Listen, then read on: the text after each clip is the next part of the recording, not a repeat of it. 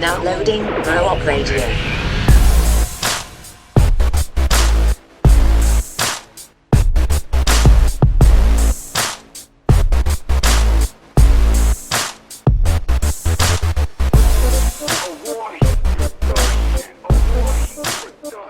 What's up, everybody? Welcome to the 9th episode of the Bro Up Radio podcast, the podcast that is astoundingly Team Iron Man.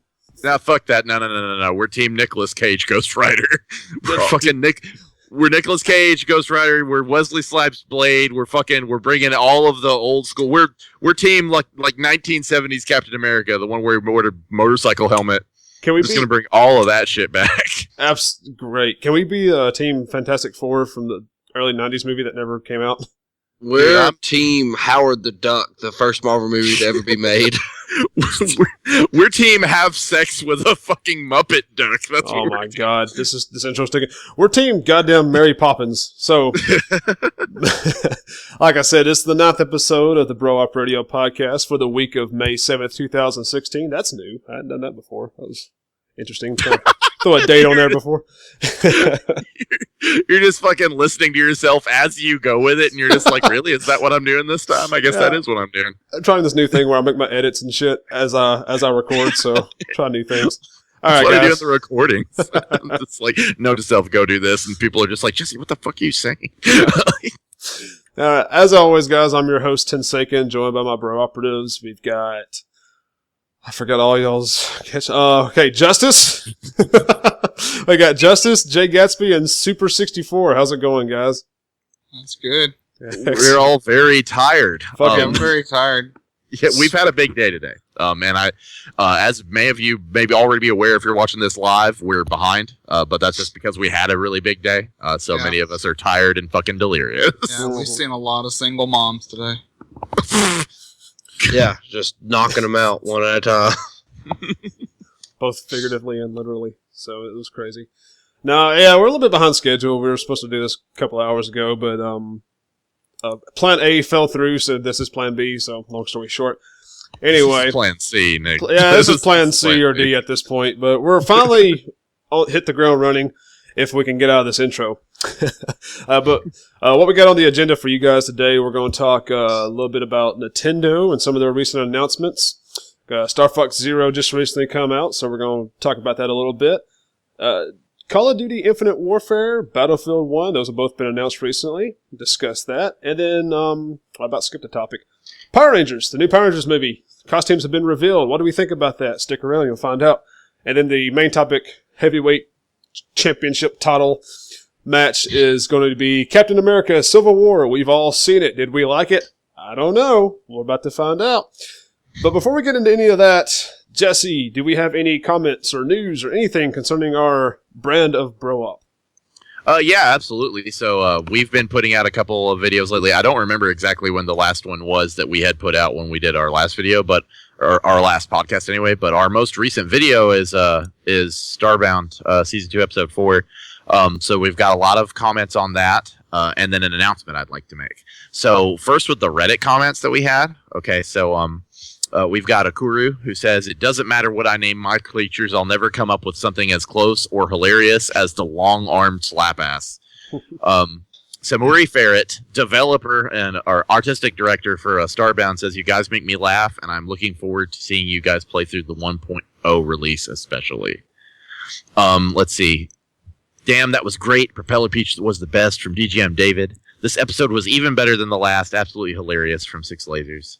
I fucking love you guys. Please keep making the videos. They're the best and make my day from Jaybird X90.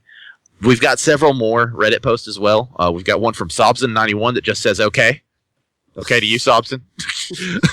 We've got some YouTube comments as well. Okay, so Roger R says, laughing my ass off. Surprised you guys aren't bigger. Really good content. Motherfucker, share our shit. Like for real. Tell your like friends. That's one thing that you can do to help. We're finally putting some more donation money towards advertisements. The Facebook one just didn't go so hot, but this YouTube one seems to be doing okay. So donation money goes towards spreading the word. Zaparet, in response to his mention in our recent video, says, "That's me." as you guys may already know, sometimes we will give Twitch viewers call-outs in our videos, so that's one incentive to hang out with us. Roger Wagner says, this was hilarious. I have to subscribe now. And Pajama Sam says, you guys are probably the only people who make good Starbound videos, which is good because it's a great game. Keep up the great work. That's something that's working in our favor. Like, nobody really knows how to make content for that, and our format just works for that. Then Pete says, you guys consistently make me crack up. Well, I appreciate all of you guys, especially because the big news that we have is that as of the following morning of that Starbound video, we have hit a huge milestone. We are at 500 YouTube subscribers. Yes. So everybody give yourselves a little round. Okay, Future Rhett, this is for you. Cue in an applause sound at this point in the podcast.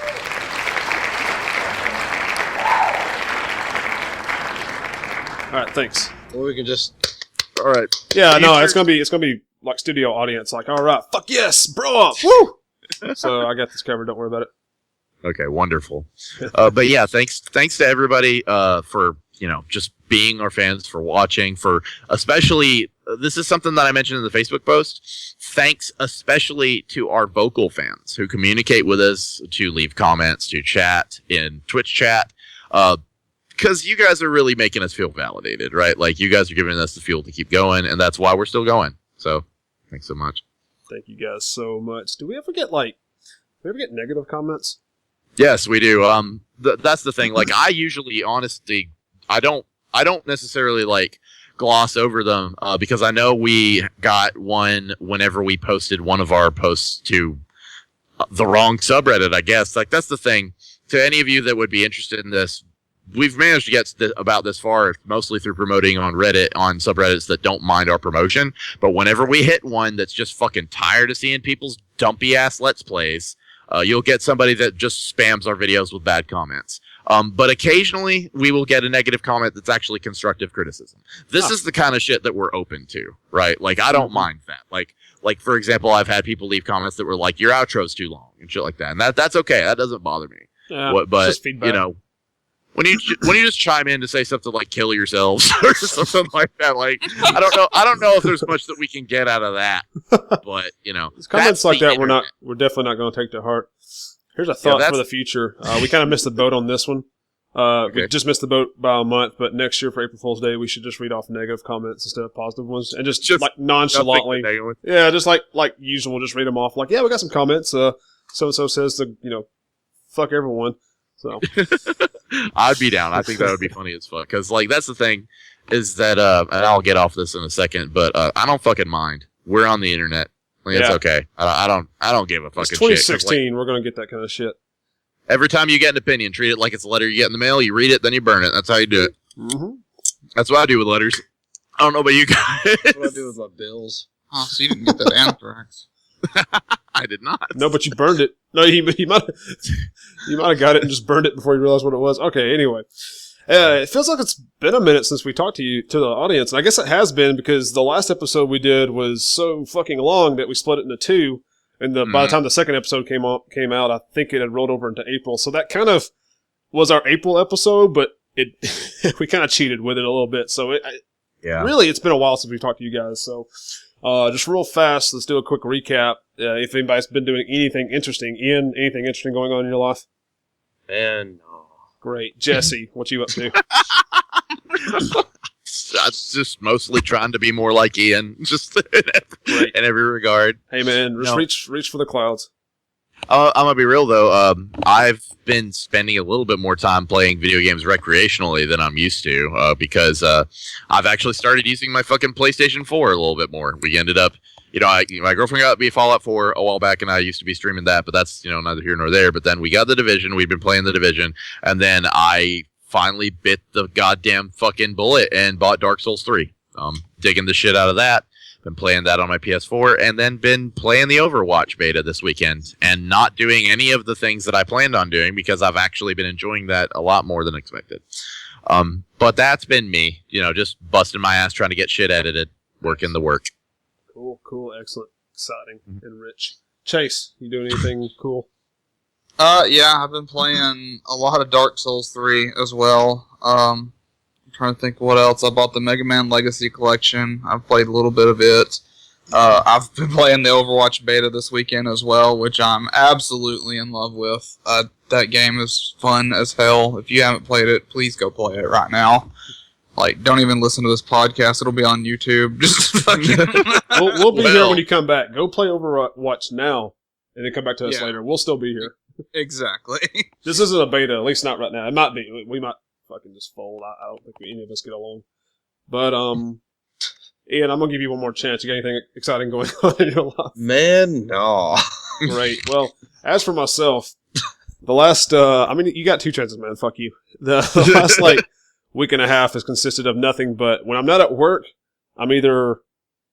chances are I'm watching One Piece or I'm playing Rocket League. I finally broke down and bit the One Piece bullet years later than I should have because there's 730 something episodes at this point currently that I'm starting at episode 1 and catching up. That said, in a week and a half, I've watched 160 episodes, so I'm on a pretty good pace at the moment, and then I'm playing a little Rocket League in between. That's literally been my life. So, that's the exciting world of Rhett. So if nobody else has anything to add to any of that, we're going to jump right into our topics. First up on the list is Nintendo. Nintendo's had some recent announcements lately, and I don't think it's taken too well to some of the fans. Chase, I think you had a few things you wanted to start off saying about this. The first thing that kind of irritated me to begin with was they announced that the Zelda U, which is its working title, the next Zelda game is going to come out on the Wii U and the NX, which they did the same thing to Twilight Princess, and I'm not trying to knock Twilight Princess. It wasn't a bad game, but I feel like this game is going to be made for the Wii U and just thrown on the NX, so it won't be up to NX, it won't be up to standards. Yeah. And I'm just like, damn it, why are you doing this shit again? Yeah. and then on top of that announcement, that's the only thing they have going on at E3. They're just like, hey, we got a fucking demo of Zelda. You guys like Zelda, right? And it's just like, well, yeah, but you promised us this game was coming out in 2015. Where is it? Yeah. So it's kind of annoying at this point. And then, they announced the actual release date of the NX, which I can't remember. Is it March of next year or May? March to that effect, man. Yeah, either one of those. Regardless, they pretty much all but was like, hey, after Star Fox, there's not really any Wii U games coming out this year until the NX is done. So, sorry about that. And I'm just like, God, could you guys fuck up any more here recently? Right before E3, just let everyone know we ain't got to show shit but Zelda. Yeah. That's a pretty big bummer. At the same time, it's a huge bummer for Wii U owners. I know the Wii U still has a good backlog of games to go back on, especially for anybody that was sort of holding out to get one. But man, I realize this because I go back and listen to our podcast because I like the sound of my voice, and I am bad to be that guy that's I hate to say I told you so, or that guy that's well, I saw this coming all the way. So I'm not trying to be a fucking holier than thou jackass, but I honestly am not surprised in the least fucking bit at any of this news. I'm really not, because number one, they have done this shit before. We've seen them do this shit before with Twilight Princess, and as soon as that Zelda game got delayed because it wasn't even remotely close to being a finished product, and they were talking about the NX, I was like, that shit's going to NX. We're not going to fucking see that shit as a Wii U exclusive release. The only thing that's a little surprising to me is them pretty much just being like, yeah, we're not coming out with any more new games. Because, oh my God, why is Nintendo so out of touch? That's something we've discussed several times in past podcasts. It's why is it that they've gotten to the point to where they don't seem to know what the fuck their fans are thinking at all? You know what I'm saying? Yeah.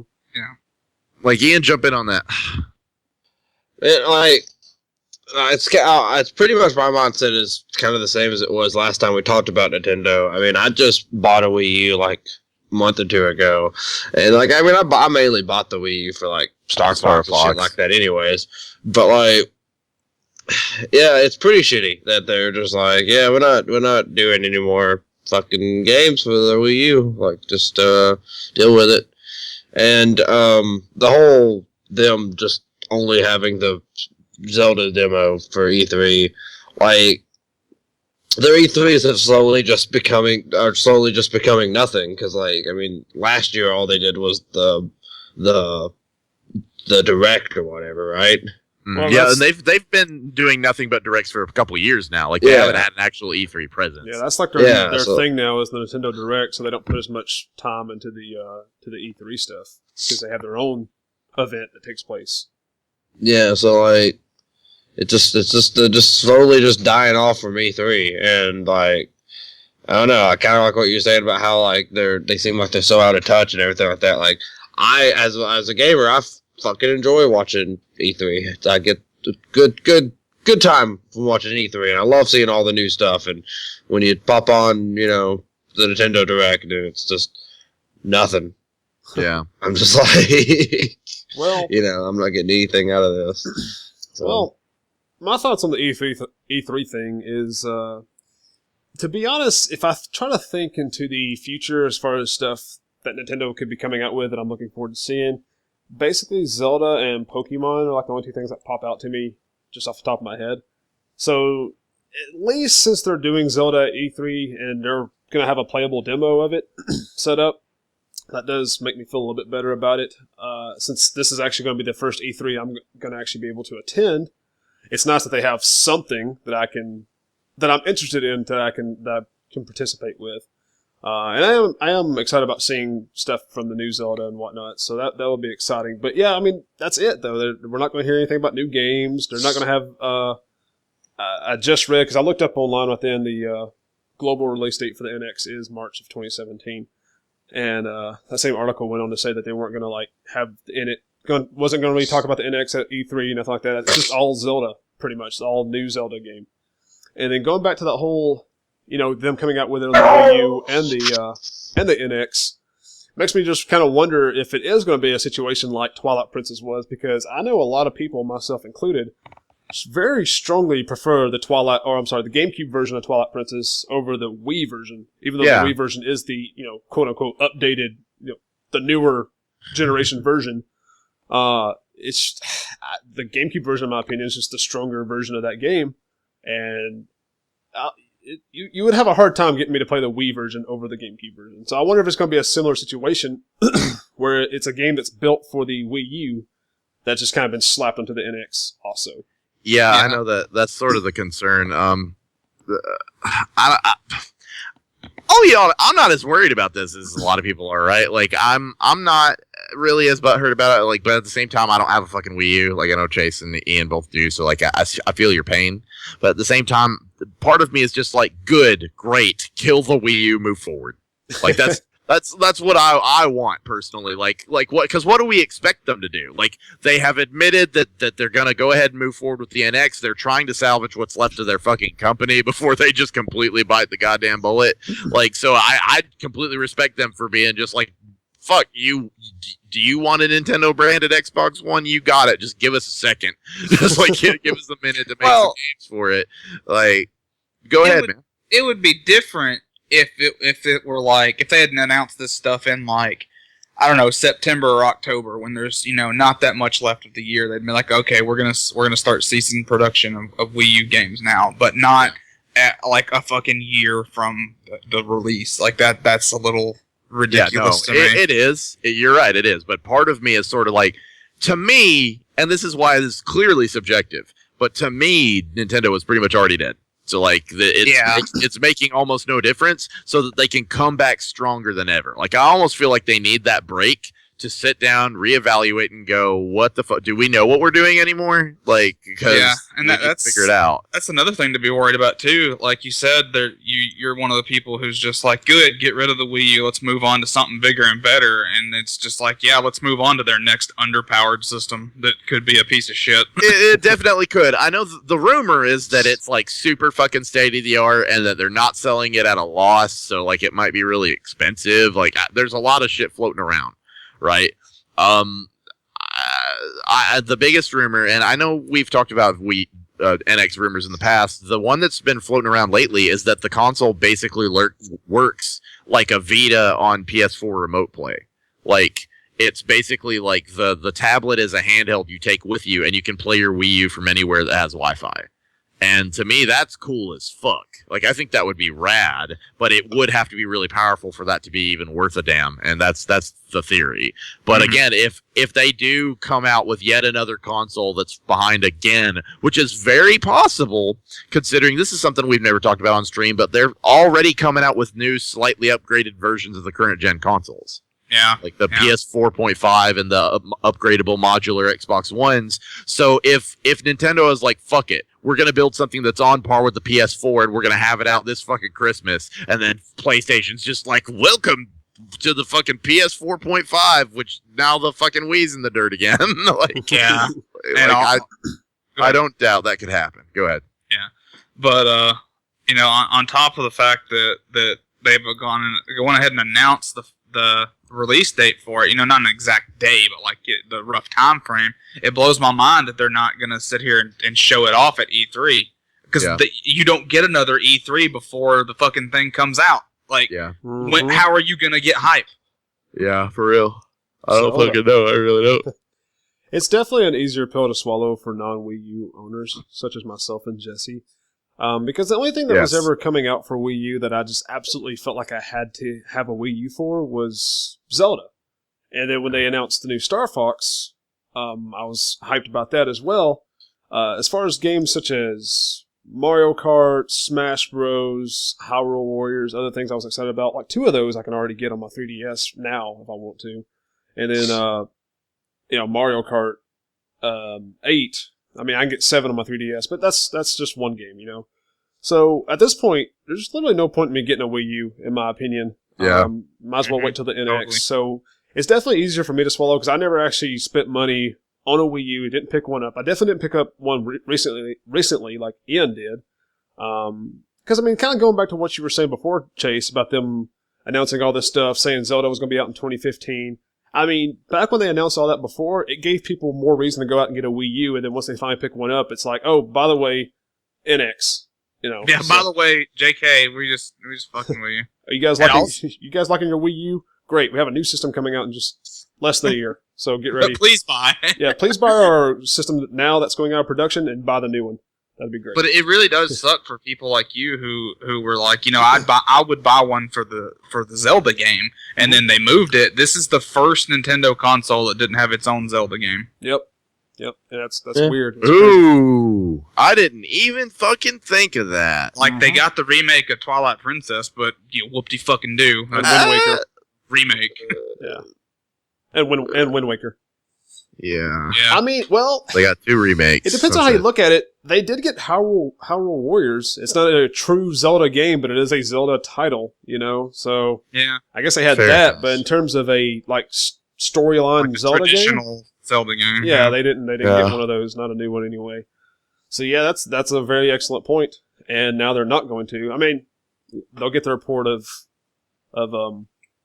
goddamn fucking... this new one, whatever Zelda the fuck it's called. Yeah. But, you know... So, yeah, that's an interesting point. It's kind of just a wait-and-see thing with Nintendo, because, I mean, we're not going to see anything new at E3. We're just going to have to wait till basically next March and kind of gauge it from there, really. One last thing I wanted to say about it was, does anyone think that there is, like, any possibility of, like, this being, like, a red herring, and then, like, coming out at E3 be like, oh, by the way, check out the new NX? Like, I really hope so, but I doubt it. Yeah, I think that would be nice, but in the past, when I've expected shit like that from Nintendo, they were just like, here's Animal Crossing. Like, it was just like... Do they have a Nintendo Direct planned, like a next one? I don't know, but that's what I was going to say. Like, they don't just do the Direct at E3. They do a Direct, like, every month. So I guess that's how they plan to build hype for the NX. Yeah, that's what I was saying earlier, commenting on Ian's... Commenting on what Ian had to say was that they don't do as much at E3 itself because I know they have like a Direct every month or so. Then seems like they have one big Direct every year, kind of like their own E3, so to speak. Yeah. And that's the one they like put all their eggs in. That's the basket they put all their eggs into, and they just kind of just fuck around with E3 nowadays. So yeah, for real. So we'll just have to wait and see how all that rolls out. In other Nintendo news, Star Fox Zero the newest Star Fox game, finally came out on April 21st, 2016. I know one of our bureau operatives, Justice, is a huge Star Fox fan, and he picked it up midnight release. No, I couldn't get it midnight, but we got it as soon as the stores opened the next day, and and streamed it that day. Yep. Yeah. All right. Well, we're gonna let you lead into this. Give us your thoughts on Star Fox Zero. All right, man. First thing I want to say is that when it comes to reviewing video games, it's obviously objective. Everyone's gonna feel different ways about what makes a game good, what makes a game bad, and I, for one, fucking loved the game. I thought it was fantastic. A little short, but it felt like a Star Fox 64, in that regard. So I didn't that doesn't really bother me all that much. But online, it's getting tore up pretty well, and the main thing I've seen people talk about online with it is the controls. And I'll admit the controls were pretty fucking hard to get used to when you first start playing it. But me and jGatzB, we streamed it the day it came out, and I would say about an hour we pretty well had it in hand, right? Yeah, for real. I'll put it this way: as soon as you play it, you go, as soon as you have that fucking thing in your hand, and you realize that you have to control the angle of your turret and your ship simultaneously using the stick for movement and the actual angle of the tablet for turret, you're just like, no, this is fucking stupid. Where do I turn this off? That was my instinctive reaction, and you don't have the option to, and then you fucking play the game. And what the fuck do you know? It's not hard. See, that's my thing. I do feel like they should have had the option to be able to turn it off, and who knows, they may, with enough backlash, they may patch it in. Who knows? But it's not hard. I know a couple of websites who didn't even review it because they were like, oh, we don't want to finish this game because it's that stupid. No, it's not. A jackass attitude. Yeah, I'm looking at the Polygon review of that right now. Mm-hmm. The very tail end says, this isn't a review of Star Fox Zero. Save for very rare extreme circumstances, Polygon reviews require that a game be completed, or at least a good faith effort made to complete it. I'm not playing any more Star Fox Zero. And to me, I feel like whoever wrote this took this as being a really edgy, smart article, but to me it was just them fucking taking their ball and going home, and that's not strong journalism to me. I don't know. Again, like you said, it's subjective. Yeah. They have the right to feel this way. Mm-hmm. And I don't think either of us are going to defend a bad Star Fox game. Yeah. I don't think we're going to sit down and go, it's good. We both genuinely had fun playing this game. Yeah, absolutely. We legitimately had a good time, and which brings me to the co-op. I feel like the co-op was really well done because in the co-op of this game, one person has the gamepad, the other person has just a regular controller, and the person with the gamepad aims and shoots, and the person with the controller flies around and also has a single laser that they can shoot. Not nearly as powerful or fast as the lasers that the shooter gets, but still gives them something else to do other than just flying around. Right. And I feel like that was extremely well done. I had a great time with that, yeah. Yeah, we had a lot of fun doing that. Like I said, I really enjoyed it. Being as big of a Star Fox fan as I was, I thought it was I thought it was really well done, and the people who are sitting there just saying they couldn't play the game because it was just so hard. I just don't feel like they gave it enough of a chance. I feel like they were just they sat down, got that initial whoa, and then they're like, no, I'm not doing this. I feel like there are some valid criticisms of the game. For example, before I played it, a lot of people were like, oh, it's really short, and I was like, well, then it's Star Fox 64. Because that's how Star Fox 64 is played. It's short, it's got multiple paths, it's got multiple endings. Then we played it, and spoiler alert, it's not quite as deep as Star Fox 64 was in terms of its paths and endings. There's really only one ending that's... If you look up true ending on the internet, all it is you accomplishing the final mission. And us discovering that was fun as fuck, but it we didn't nearly get validated as much as we deserved. We're used to Star Fox 64 where there's an alternate ending based on the route that you choose, and so we expected that, and we had every reason to expect that because the game feels so much like Star Fox 64, and instead, in that respect, I do feel like it is a bit of a letdown. But whatevs. I had a good time playing the main playthrough. The biggest thing that I've been itching to say on podcasts, though, is all these people that are just like, oh, the motion controls are so bad. Why can't you turn off the motion controls? I just want to be like, you bought this on a Wii U. Like, yeah. It was a Wii U game when you bought it. Nobody magically turned it into a Wii U game between the fucking store and your house, man. Like, it was already a Wii U game. I don't like the Wii U motion gimmicks, which is why I don't have one. Like, I knew what I was getting into. Like, yeah. So, on the one hand, yes, it should be turned off. On the other hand, should I be able to turn off motion controls in Twilight Princess? Probably, because waggling that thing doesn't really make a difference, but that's how I have to play the game. Yeah, that's how the game's designed. Like, yeah. And that's another thing that, like, kind of gets into a whole different argument, but, like, when people, with video games or movies or anything like that, that's one thing I hate about when people review stuff, because you have to realize that all of those are art, and the person who created them is creating them to tell their story, to do it their way, and stuff like that. And if you don't like it, just don't play it, or just don't watch it. You know what I'm saying? You're free to criticize, though. That's the only devil's advocate I will play is that I still definitely respect everybody's right to criticize. It's just the internet shitted on this. Yeah, it was weird. It was unusual, and I feel like a lot of it was probably unwarranted. Well, I've got a couple of things I want to stem off from that. First and foremost, I want to just jump back to that Polygon review and just fucking call them out, because that is, in the first place, such bullshit journalism. Yeah, that's unprofessional. Yeah, it's very unprofessional. I mean, how many instances in the past can you just be like, this game was just unplayable, so I'm not touching it anymore, and there you go.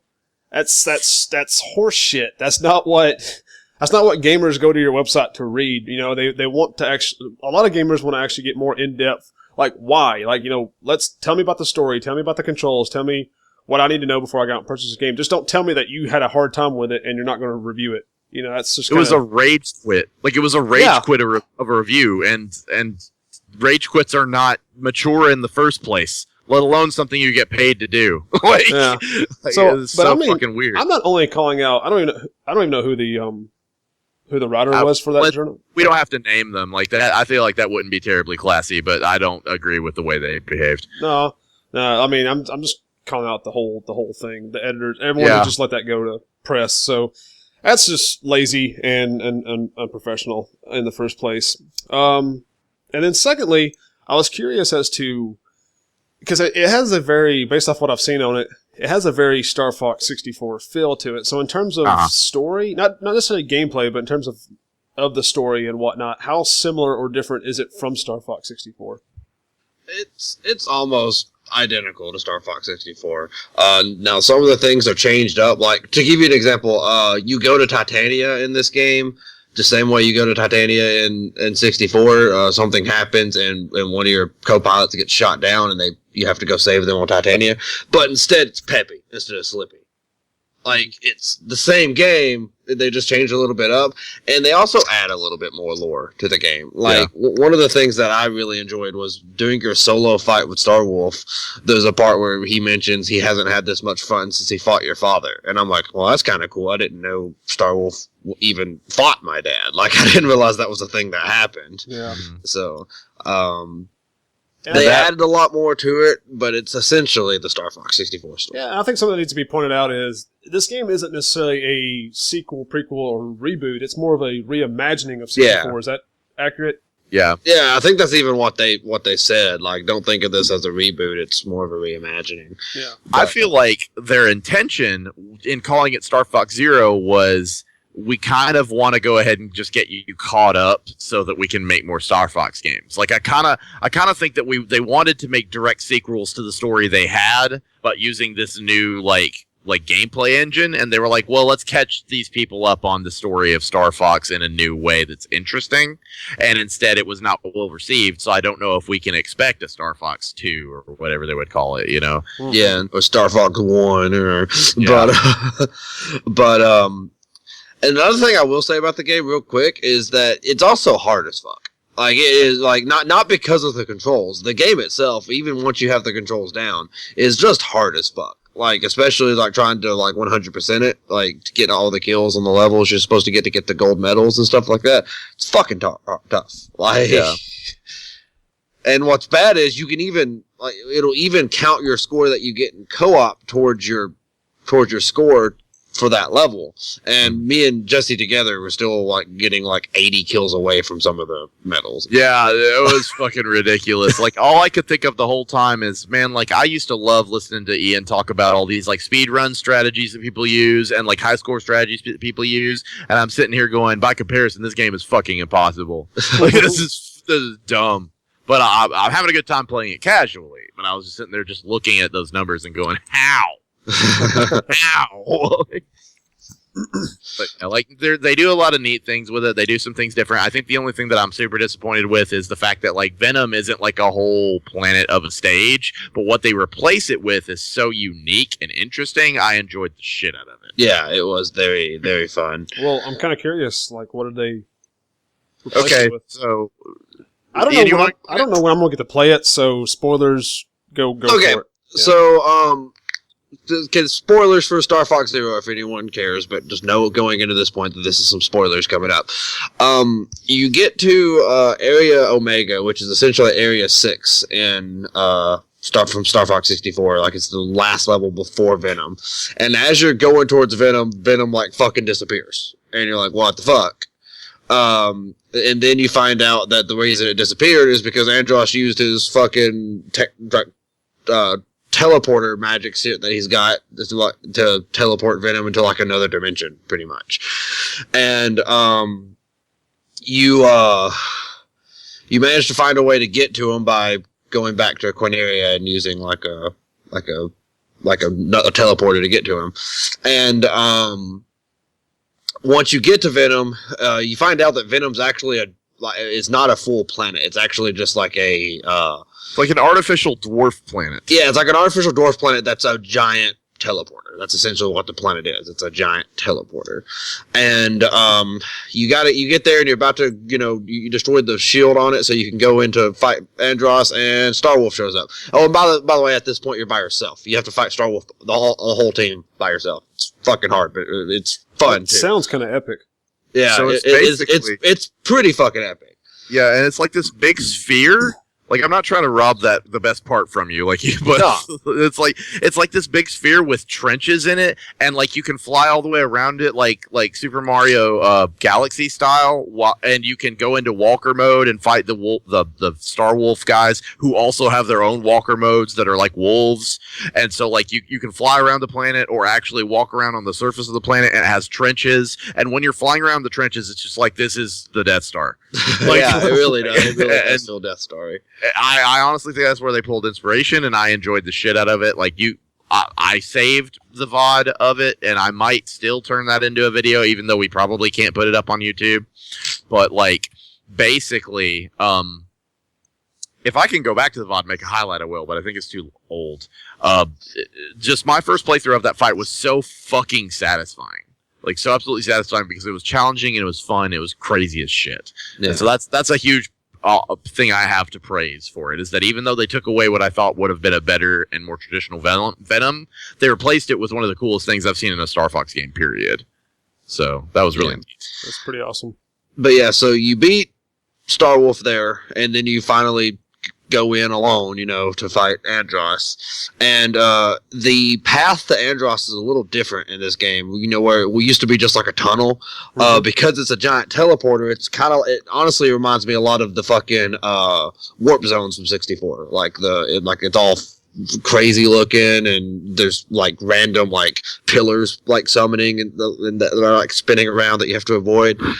And as you're flying around, trying to find the right path, there is a right path, and there's also like if you take the wrong fork, it'll reset you like fucking the Lost Woods style. And if each time it resets you, you hear James come over the intercom being like, "Just trust your instincts, Fox," or something like that. And if you fail enough, he'll actually appear and lead you the right way. But I know the entire path now, left, right, left. But you get to Andros, and the Andros fight is really, really interesting. It's really fun. And fucking hard when we first did it. Like, first 2 times we did it, we got down to our last lives before we beat him. Now it's to the point where I can beat him without getting hit. But it is a very fun fight and very, very challenging compared to 64's. I feel like 64's Andros fight was a little lackluster. As much as I love that game, that fight's easy as fuck. Like, you just kill him and you're like, all right, I'm out.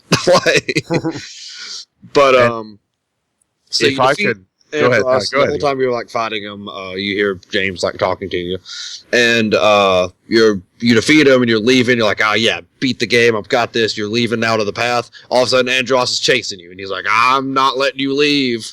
And he tries to like lunge at you a couple times. You have to dodge it, like you're running from him. And the third time you dodge it, you hear James go, "You've got to get back to your friends, Fox." And on screen, you see James flying towards you, and he passes you. And confronts Andros, and Andros turns around to be like, "Why won't you stay dead?" And you escape. However, I want to cut in. If I later found out that you can actually pull a fucking U-turn right there and help finish off Andros, like, because his weak point in this game is on the back of his head, and he turns around to confront James as you're leaving. So you can actually press the U-turns buttons, and you can turn around and finish him off. And unfortunately, we were really hoping that meant that you save your dad. Like, your dad's actually alive, and because you did that, you save him. But unfortunately, that doesn't seem to be the case. I've looked up tons of like different spoilers to try to see if it's the truth, and I can't find anything about it. And but I'll say this. All in all, very epic ending to the game. Like, compared, like, again, it was so much like 64, yet so different that it was just like, oh my god. And then the whole ending cinematic where you're like, going to Corneria to, like, get your medals and shit is identical to Star Fox 64, with the exception of the part where they're running through the desert at the end of 64, they're in their walkers, and then they transform into their planes and fly off. So all in all, it was really well done. But that's pretty much the ending to Star Fox 64 in this one. And something about that too is that, like, sorry about that too. I had spoilers at the top. I know I'm sure you probably expected just Civil War spoilers, but the thing about it is, like, I was still hunting for some sort of extra ending to the game. And so, like, that's part of what was so fun about that, is because I did feel like a little kid again. Like, we weren't looking it up on the internet. We were just trying to do whatever we could. And I remember the first time we beat it, I was just like, I bet you can U-turn there. Well, I was just like, I bet you can fucking U-turn there. And the second time we did it, he pulled it off, and I was so fucking excited, man. I was so goddamn pumped about it. And, it was just real pleasant. Like, sorry, I'm distracted because I'm changing the fucking. I was about to say we're still listed as Overwatch. I changed it twice, motherfucker, and it kept changing it back. But and there's it did it again. It just changed it back to Overwatch again. But go ahead, Rhett. We have a clip. Didn't you upload a clip of Ian pulling off the U-turn for the first time? That's on our Facebook actually. Mm-hmm. Yeah, which should be checked out regardless. You guys should check out our Facebook. Which we'll get to that later. But so basically, from what I'm gathering, what you guys are saying, it's overall you enjoyed the game. Controls took a little getting used to, but once you got used to them, it was fine, and it offered a very familiar yet different experience from Star Fox compared to Star Fox 64. Yeah, that's the longest. So basically, if you're a Star Fox fan, you have a Wii U, you should pick it up.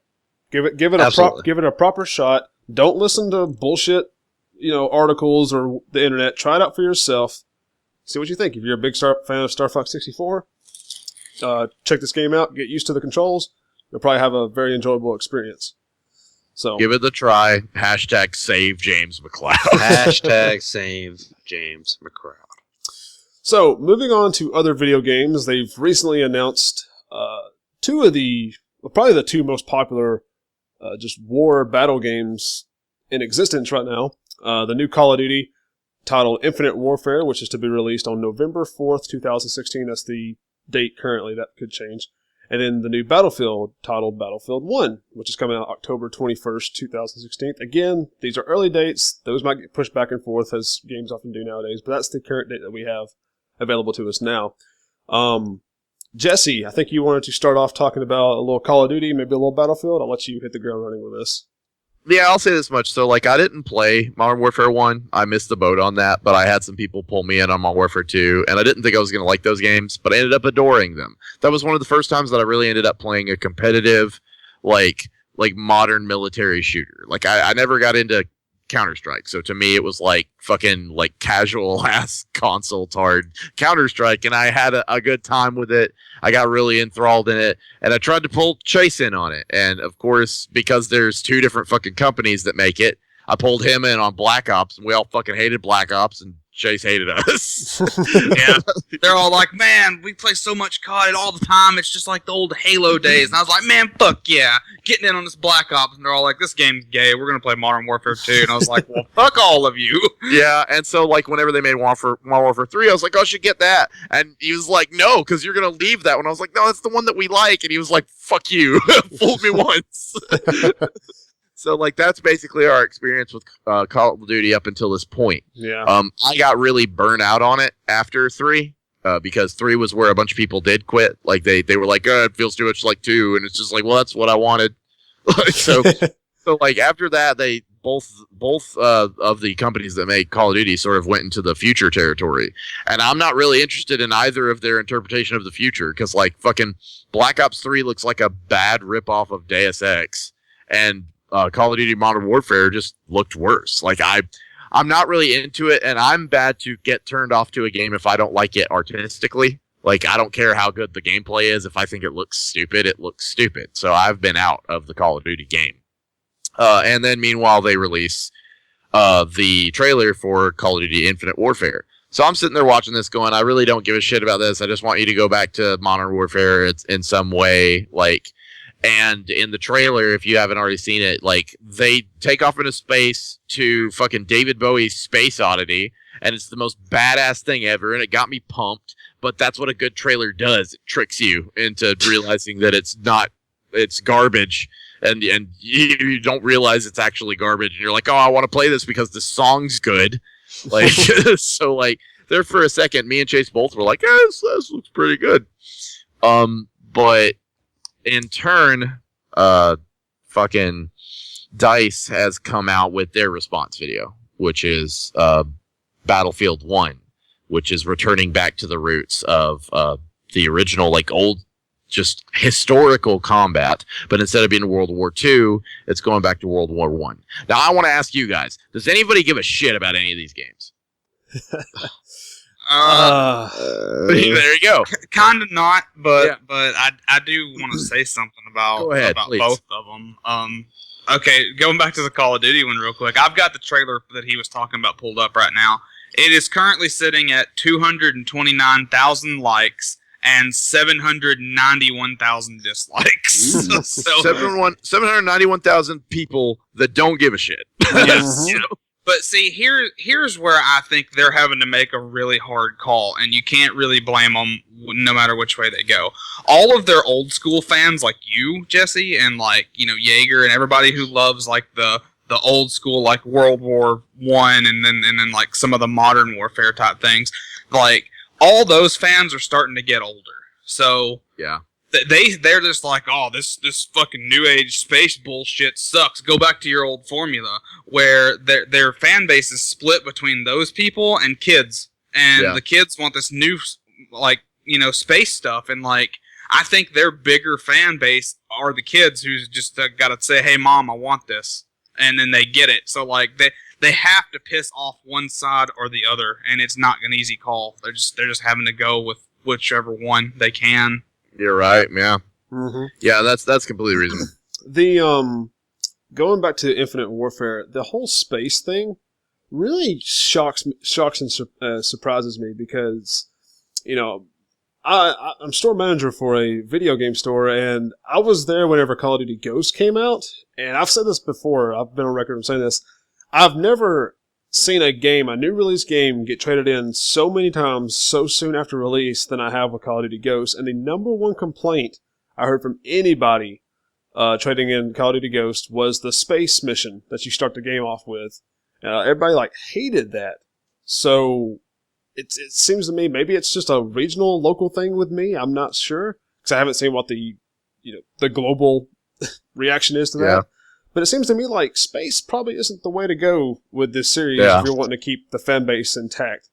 So that kind of shocked me a little bit. I mean, I get that they're trying to do something new. I mean, you can't keep the same formula forever. They did that for a while, especially with the Modern Warfare series, because each new game, 2 and 3, just felt like just a slightly upgraded rehash of the last game.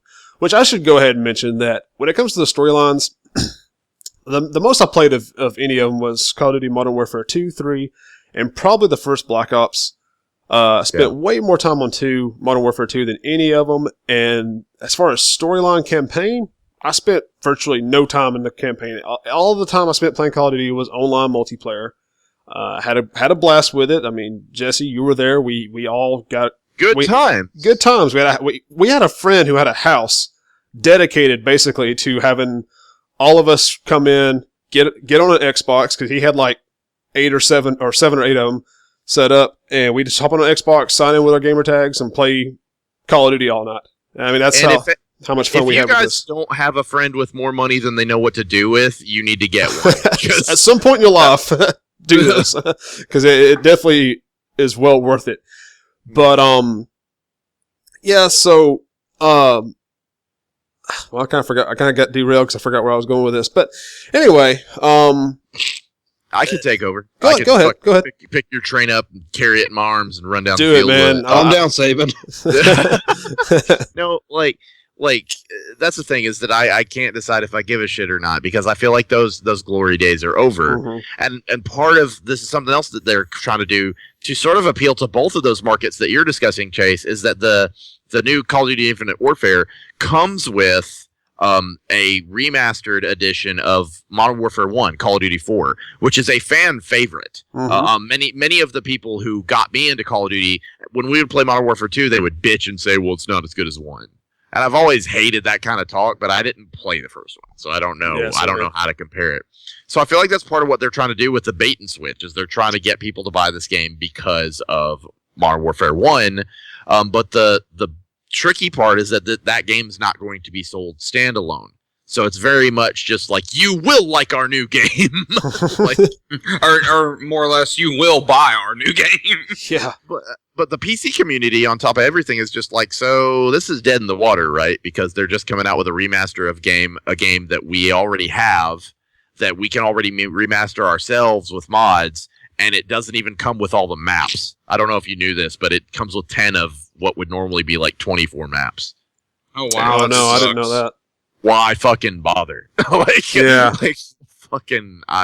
So it's a weird situation, a weird ass situation. And the special edition that comes with it is it's $140, isn't it? It's not cheap. It's kind of an expensive package I don't know you the have to buy. exact price, but I know people were saying that you have to pay at least $20 more to get Modern Warfare 1. So it's just why not just have it separate? And I'm far more interested in the remaster of Modern Warfare 1 than I am for a new Call of Duty, because I think where I was trying to get to in my previous conversation was I haven't gave a shit about Call of Duty franchise since probably the first Black Ops. The first Black Ops I picked up, I played it because it was kind of the hot, popular thing at the time. Didn't really get into it as much as the Modern Warfare series. I attempted to play Ghost, and it immediately lost me. I just was not interested. And I haven't tried out Advanced Warfare for nothing. Haven't even gave it the first shot or anything. Black Ops 3, fuck it. I have no interest whatsoever. Yeah, I traded the beta of that. I hated it artistically. I just thought it looked stupid. Yeah, and then on top of that, this is kind of neither here nor there, but the Xbox 360 and the PS3 versions of Black Ops 3 are stupid. There's reason their existence is just dumb, because It has no campaign, no single player mode. It's just multiplayer and one map of zombies, and they sell it for a full price game. So that's kind of lame. But yeah, regardless, I could give a lesser shit about Infinite Warfare. I don't care about the Call of Duty series no more. I don't mind playing Call of Duty Modern Warfare because I had so much fun with that, and I would actually go back and play that, today if some friends got on or whatever. But I'm not about to spend $100 or whatever to get a remaster of a game that I can pick up for $5 on a previous console. For real. That the servers are probably still up for. I don't know. But regardless, PC, I mean, there's a way you can play this with your friends still. Play the older, cheap version with your friends and get just as much out of it, if not more, than the new remaster. So, it's whatever. And going to Battlefield, I don't know if you guys are ready to swap gears or not to Battlefield. I'm ready, yeah. But I've never been interested in the Battlefield series. I've tried it. It's a little too, honestly, it's a little too realistic for my taste, because I know I've seen my friends play it and they have to actually account for drop rate and bullets when they snipe and different things like that. No, I just much rather have the Call of Duty thing, kind of running gun feel over the realism. So that's kind of been my thing. I've never really cared for the Battlefield series myself. Have you guys played any of the Battlefield? You guys been a part of those games in the past? I don't want to just completely fucking just sidetrack anybody else's opportunity to talk, but at the same time, yeah, I got into Battlefield with Bad Company 2, and that set a bad first impression because the other Battlefield games aren't like Bad Company 2. Like, they're not nearly as destructible. So I remember trying to get Chase into it, and I was like, oh man, the environments are so destructible. And then I played Battlefield 3, and I was like, why can't I blow up this building? And they were like, oh, you can't. You can only do that with certain buildings. And it's like, what the fuck? So I got a bad bait and switch where the Battlefield series in general is not what I expected. So I've been sort of waiting for Battlefield to sort of rope me back in. And this new Battlefield game is kind of doing what I've wanted for a while, which is returning back to that classic historical combat. Because there was a while where we were getting nothing but World War II shooters. Mm-hmm. You remember people complaining about that? Mm-hmm. So now they want it back. Yeah, part of me is just I'm down for it, but for them to go all the way back to World War I is just kind of okay, this is fresh, this is interesting. We got biplanes, we got Red Baron shit, we got Lawrence of Arabia shit going on over here. Maybe I'm down if it ends up being a fucking decent product, because the last couple of Battlefield games I've played have been very lackluster. On top of the fact that, guys, I hate to say it, but let's go ahead and kiss gameplay trailers goodbye, because everybody's freaking out about what they've seen in this trailer. It is almost 100% pre-rendered CG. Mm-hmm. Everybody's just oh my god, it looks so great. That's not the game, y'all. That's not the game. That's fucking Watch Dogs level bullshittery. The game we're gonna get may not look anywhere near as good as that. So I don't know. I don't know if I give a shit. I like the way those games play, but I just don't know if I fucking care. Yeah. Yeah, so basically, if you're a huge fan of the Call of Duty franchise or the Battlefield franchise, you play every new installment and love them. Good news for you guys. As expected, you've got 2 new games coming out really soon. For the rest of us, fuck it. I'm going to spend my time playing something else. Maybe one day I'll revisit Modern Warfare, because I did have some good times with that game. And if I got the right number of right group of friends together to play it again, it'd be fun. But other than that, that's about as close as I'm ever going to come back to Call of Duty, unless they just really knock my socks off or something in the future. So okay, I guess that pretty much wraps up that particular conversation. Moving into a whole nother group of topics entirely. The Power Rangers movie.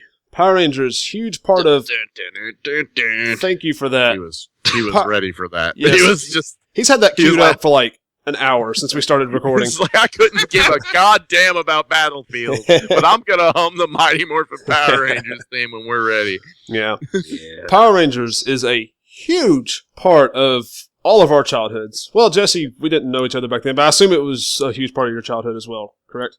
Yeah, yes, it was, absolutely. Excellent. I know it was a huge part of mine and Ian's childhood. I know a huge part of Chase's childhood, because that was one of the earliest things I remember me and Chase talking about back in first grade was Power Rangers all the time.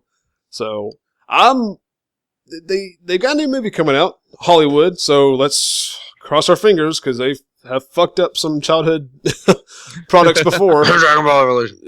Don't even. But, basically, the most recent news about the Power Rangers movie that's came out recently is the costume reveals. They have revealed the costumes for the main Power Rangers squad, as well as Rita, who's being played by Elizabeth Banks. I don't know who the fuck's playing the Power Rangers. But anyway, they've come out with the costumes for all of them. They're pretty drastically different, especially with Rita, from what we know and love as the costumes from the original Mighty Morphin Power Rangers series. So I'm kind of curious as to what y'all's opinions are on that. Chase, like I said, this is one of the earliest things I can remember me and you having in common from back in the day. So I'm going to start with you. What's your opinions on the new costumes, Power Rangers and Rita? I would actually have to see a picture of Rita again, but from what I remember, I think I liked it. But I can talk about the suits for sure because I just seen them like yesterday. Mm-hmm. I really like them. The whole internet fucking hates them. They're just like, oh my god, if I wanted this shit, I'll go watch Iron Man. And I'm just like, what do you expect them to be in fucking morph suits again? No pun intended, but like, for real, you just want them to wear their fucking pajamas again and fight? Like, that was incredibly unrealistic even then. Like, Yeah. I mean, I know they're fighting fucking putty people, so like it really doesn't matter in the end, but like at least this looks more like armor and everyone's just like, oh, it looks like shit. And I'm just like, fucking things changed. Like it looks newer, it looks more high tech. I don't blame you for liking it, right? And I don't blame you for shooting people down for disliking it, but I don't think it's that cut and dry, right? Like, for example, I'm posting a link right now. I think that these motherfuckers look like Star Kid from the fucking, like, VHS tape shit that I rented when I was a kid. Like, a lot of people have compared it to the Guyver, right? Like, I don't get me wrong, I think it's cool what they're trying to do with it, right? I really do. I think it's cool that they're trying to capture the iconic look of these characters while also making it, like, make sense within, like, an action movie. But the route that they took is a little weird to me because they look like this weird sort of like biosuit thing. And I think the most jarring thing is the blue lighting in all of the suits. Like, Chase, like, do you have a problem with the blue? Do you think it could have at least been white? Because for some reason that's weird to me. Yeah, I think that could have just not had the light. Yeah, like that. And just be like the white diamond like they used to have. Yeah, like just the gray undertone that they've got everywhere else. And Yeah. technically, you know, there's still time to do that. Because I just don't think that looks good with all the costumes. I mean, shit, we've got the Blue Ranger over here, and there's no contrast, whereas everybody else have blue for some reason. Well, I was about to say, like, as much as I like the costumes, the Blue Ranger does straight up look like he's a gimp. Yeah, like, it's weird. I'm getting this weird vibe from it. Like, I'm looking at a really fucking bad Blue Beetle costume. Like, I don't know what the fuck is going on here. And then the biggest concern I have is something that's been brought up is that, don't get me wrong, old school Mighty Morphin Power Rangers, the girl characters had skirts, except for the Yellow Ranger. She had a dick, but that's neither here nor there. Okay, let's specify. let's clarify that. The original Japanese show that the Power Rangers are based off of and actually took their Ranger footage from, that Yellow Ranger was in fact a male. The actress that played the Yellow Ranger in the American series, God rest her soul because she passed away, was not portrayed as such in the American version. So. My joke around to being like, good job, asshole, you made fun of a dead girl. Sorry, you gave me good material there, so I had to... no, but just to clarify, I knew what you meant. Clarifying for the audience, that's what he's talking about. He wasn't saying... Okay, moving on, sorry. Love how much damage control you put into that one, too. Okay, no, the biggest thing that I really want to comment on is, like, yeah, I get that the female character suits are feminized in traditional shit. So, like, I don't have a problem with that. Mm-hmm. I wouldn't have had a problem with them having skirts. Like, it would have been, it was fucking whatever. It's Power Rangers. Mm-hmm. They have fucking heels, though, y'all. Oh, they do. I'm just now seeing that. Their boots. Like, that's fucking dumb. Like, to me, the rest of this kind of makes it look like we're trying to justify why these people have sci-fi armor from space. Like this was given to them by aliens. It should look like it's alien, and that I can kind of respect. But those aliens didn't want these women's titties to be 2 inches higher. Like that doesn't like that's American Hollywood is what that is, and that's a little jarring to me. But only because it was brought to my attention. I actually didn't notice that until somebody else pointed it out to me. Those are my two biggest concerns with it. Like, Ian, how do you feel about them? To answer what you were just talking about, at least the high heels are wedges instead of being actual like legit high heels. If they were just the like the like skinny ass high heel, I would be really pissed. Yeah. But since at least they're like a solid boot, yeah, I can understand that a little bit more. But as far as the whole thing itself goes, I can't say anything that hasn't already really been said about the Power Rangers themselves that y'all haven't said.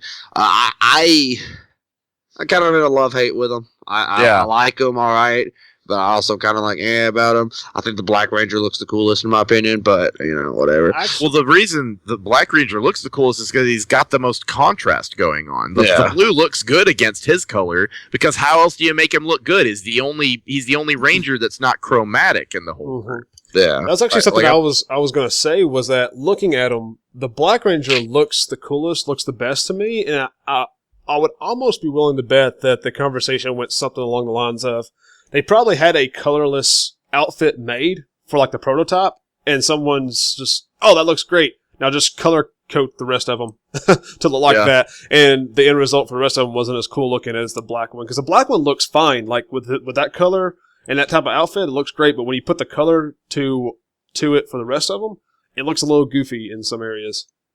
Yeah, like go ahead. I'd say that's kind of my thing. Also, I think I may have been, if I had been in charge of this, I think I may have been a little bit more subtle with the colors for each one of them.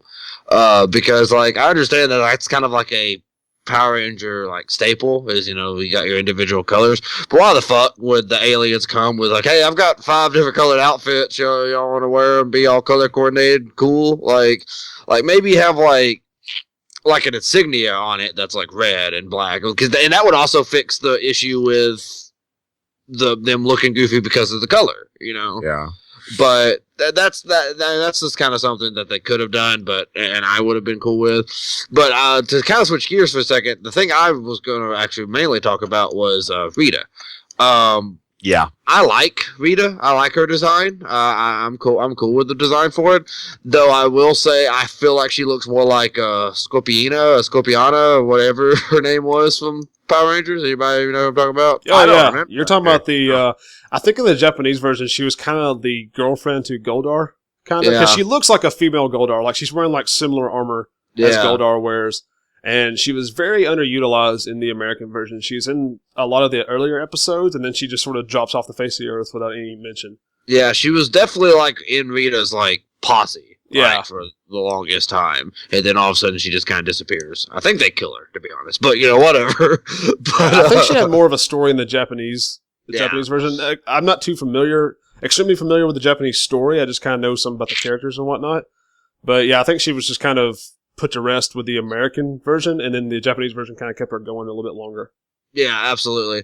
But no, like I feel like the Rita we got looks a lot more like her than it does old school Rita. But no, not a big deal. Why not? Kind of neat to kind of combine two villains into kind of one there. Well, I like it. I actually went public with this on Facebook when they first released this image. Was that I really liked this version of Rita, because the Rita Repulsa from the series that we're familiar with, kind of had a very stand stillish, I don't know what the word is I'm looking for, but she didn't really get involved with the action. She stayed in her little hideout. Yeah, this one looks like she can cause some damage. Like she looks like she'll get out and fight herself. And I love the fact that she's green. I love the fact that the outfit's green because, as we all know, my favorite Power Ranger of all time, the Green Ranger, green was the color of evil, for that. Like, that was her color, that she had the access to the Dragon Zord and everything, and that's why she made Tommy the evil Green Ranger. So, I love the fact that this Rita is wearing a green outfit already, because it makes sense if you go by that particular story. Now, they may go a completely different direction with it, but right now, before knowing too much more about it, I love the fact that she's wearing a green outfit. Well, I'm going to ask Chase, do you know the theory about why she looks like that? No. It was on Reddit. That's what I was going to ask you, but the theory is that she's a former Green Ranger. Oh, really? Yeah, a lot of people are of the opinion, because if you compare what is left of her weird skimpy armor to the armor that the other Power Rangers are wearing, a lot of people think that she's a Green Ranger that went bad, which is why she somehow has the power to make somebody into a Green Ranger.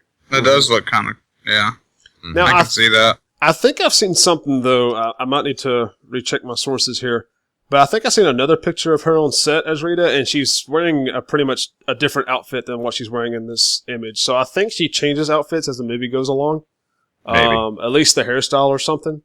But regardless, I love the fact that she's got this green look to her, because that just makes a lot of sense if you go by the original story. Yeah, and I agree. Yeah. So I'm excited. I'm not as excited. I mean, I like the Rita outfit more so than I like the Rangers outfit. To be honest with you, I really thought the original Power Rangers movie with Ivan Ooze, I thought they did a great job with the Ranger outfits in that movie, because they Americanized it, and it was very much armor instead of like a not latex, but like just instead of it being like a morph suit, like Chase said, it was like an armorized version of what we were already used to, and it even included the little symbol in the middle, which I thought was a good touch. So I really like the outfits from the first movie, and I would actually prefer those over the new ones. But hey, who knows? This is all we've got so far is just this one group picture of the Rangers, and I don't even know if it's an actual photo or if it's just like production art, because it's kind of hard for me to tell. It might look better on screen, you know. Yeah. Who knows? We'll have to wait and see. But I mean, it's not bad. It's not bad enough to the point that I'm just like, fuck it, they've ruined it. I mean, I'll give this a shot and see what it turns out to be. Yeah, and Agreed. well, like you said, we've got time, because this is very much a fucking mock-up. I mean, it's got thousands of dollars worth of CG, and they're standing on wooden blocks. I don't think that this is necessarily people in suits right now, right? So there's time for them to tune this up based on feedback, just the same way that they appear to have done with Apocalypse. You know, he got fucking color corrected for this movie. Yeah. You know, so I feel like that with some minor tweaking, this might be real fucking solid for me. Mm-hmm. Yeah, I agree. Otherwise, I'm really excited about it, because I mean, it's great to have older school Power Rangers just modernized for, again, it's been 20 years, probably more than 20 years since, probably about 20 years since the Mighty Morphin Power Rangers. So it's awesome to see this coming back in full form, and could bring on a whole new generation to the Power Rangers that we all know and love. Yeah, so I'm that'd be exciting. Pretty pumped about that. All right. Anybody have anything else to add about the Power Rangers movie? Hashtag green with evil. Hashtag green with evil. Love it. I hope. Hashtag save James McCloud. This is the hashtag episode. All right. So moving from one movie to another, this is the main topic of discussion. Captain America Civil War just came out this weekend. We've all seen it. We all have thoughts about it. This has been another highly anticipated comic book movie to come out. And Jesse, I think it's appropriate to let you start us off with the Civil War discussion. Go ahead and start us off in whatever subcategory you want to.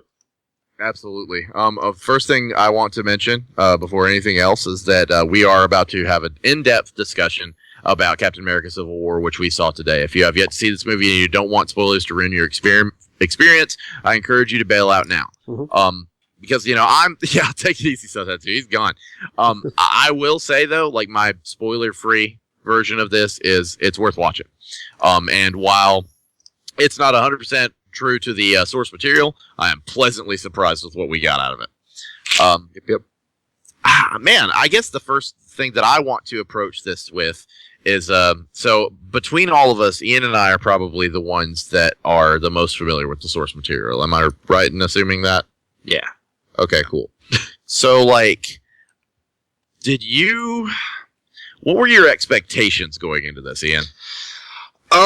My expectations going into this, as far as how true it could be to the source material, were honestly kind of low. Because I was like, they don't have a whole lot to work with, and I know they've been doing really good with these Marvel movies and everything like that, but I just feel like there are going to be some key scenes that we're just not going to see. So yeah, that was kind of my expectations going in to this. Right, and that's the thing is that we ended up certainly being right, but there was a lot more nuanced references to Civil War than we really expected.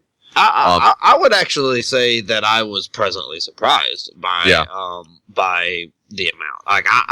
I will actually say that I wasn't right. I would actually say that they did enough for me to be like, all right, well, this stayed, even though they didn't have a whole lot to work with, this stayed true enough to me that I can deal with it.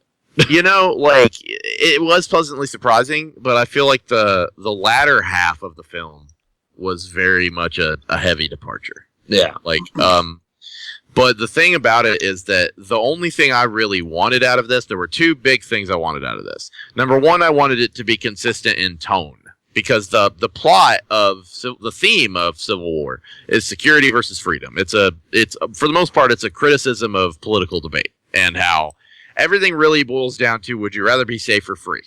And you can't have both. And, you know, reading Civil War was the first big comic that really got me into comic books, and was one of the first things that really made me think about that really hardcore.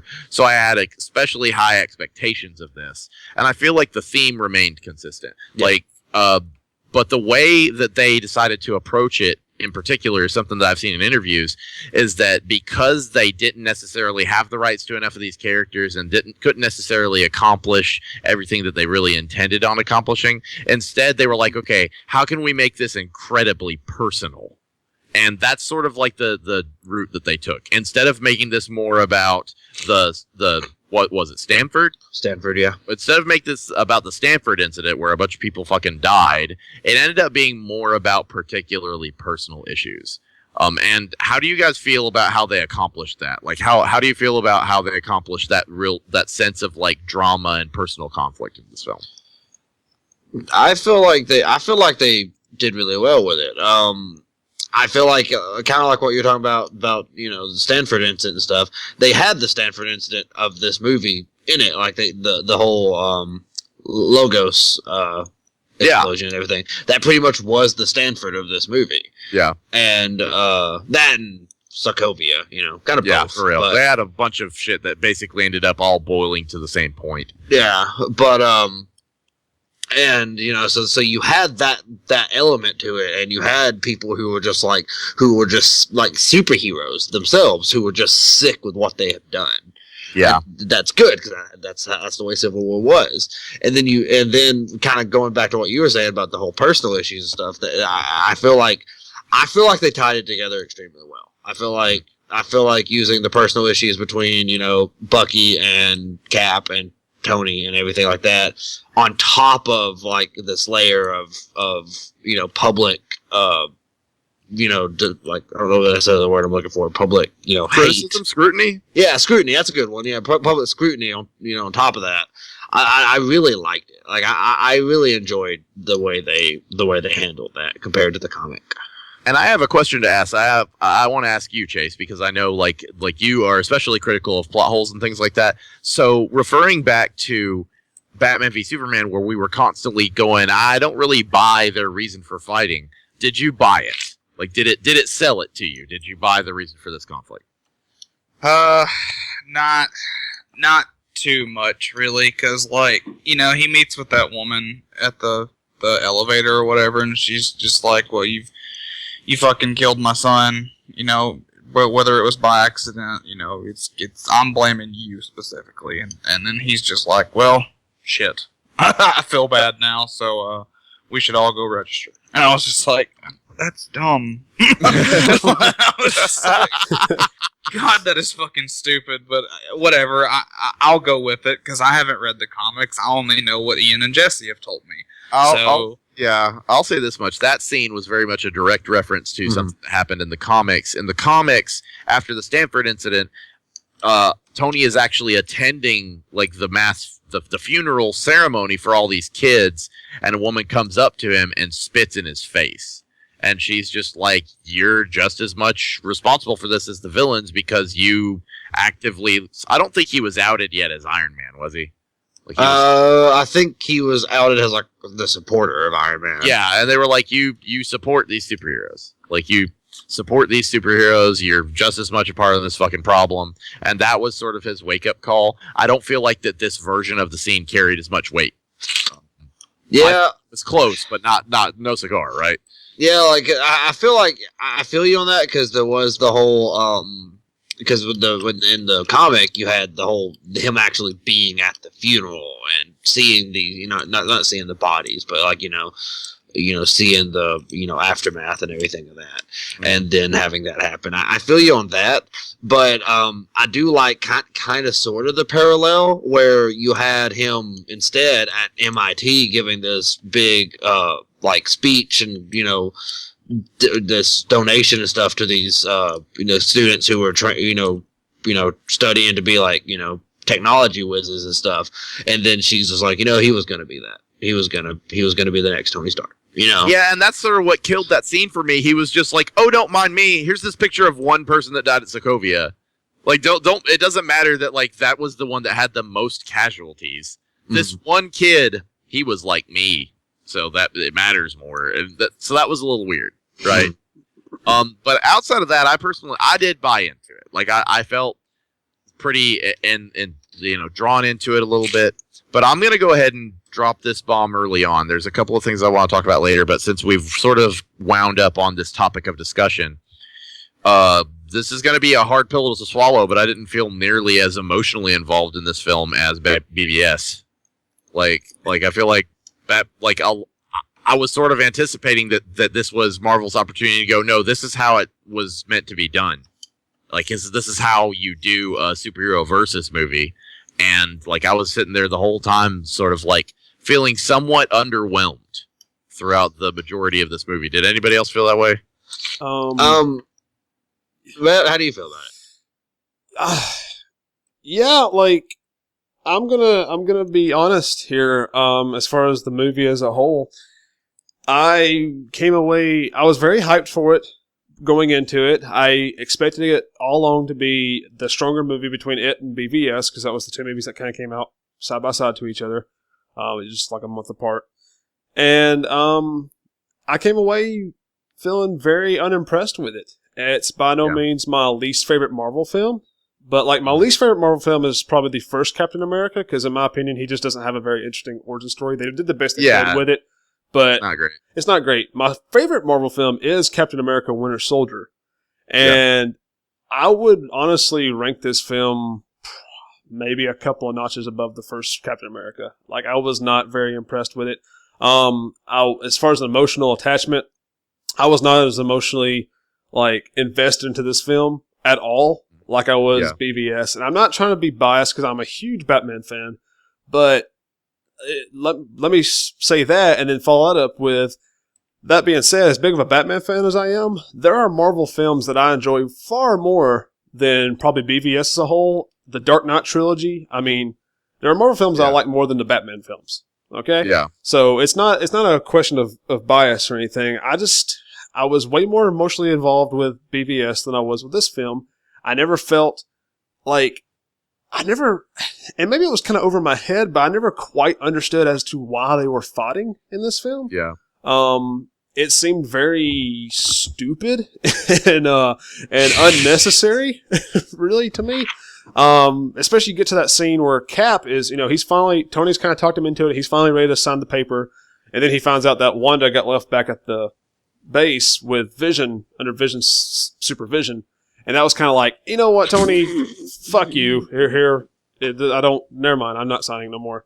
And I'm just kind of like, I kind of get why Tony did that, why he left her there, because this just happened. She's probably emotionally distraught to begin with, and you just don't want some accident happening. So let's just kind of keep her under watch for a couple of days, see how she's doing, and then go from there. So I don't understand why Cap had such a problem with that. I didn't get the conflict fully. I meanwhile do. I kind of understand that, because like there was a moment there where they were like, they hadn't really started fighting yet. Like, excuse me.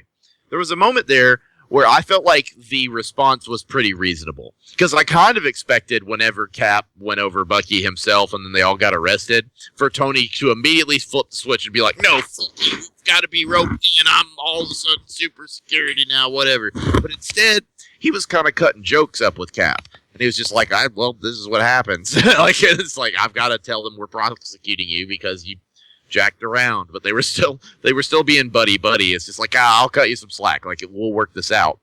And I was like, okay, cool. This is sort of a reasonable response.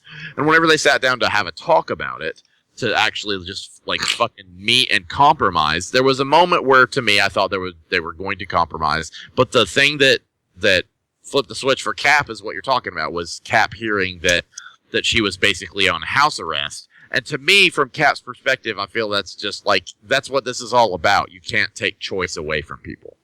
Like, you can't take freedom away from people and excuse it by saying you're trying to keep them safe. because that's literally been the reason for so much bullshit in history. I'm old. Like, I know. So I bought into that. Like, yeah, see, and that's kind of where, like, I am with like, this whole movie. Like with the comic books, I was definitely Team Cap. Like, I feel like Tony was in the wrong in the comic books, absolutely. And even Tony admits at the end that he was in the wrong. But in the movies, I'm probably Team Iron Man. Really? Yeah. I am too. I feel like in the movie that I don't feel like Cap was in the wrong necessarily, but I think that there would have been a much better way to do all this shit. Yeah, see, I think he was kind of in the wrong. That's what I was point I was going to get to. I feel like Iron Man had the right idea out of the two of them.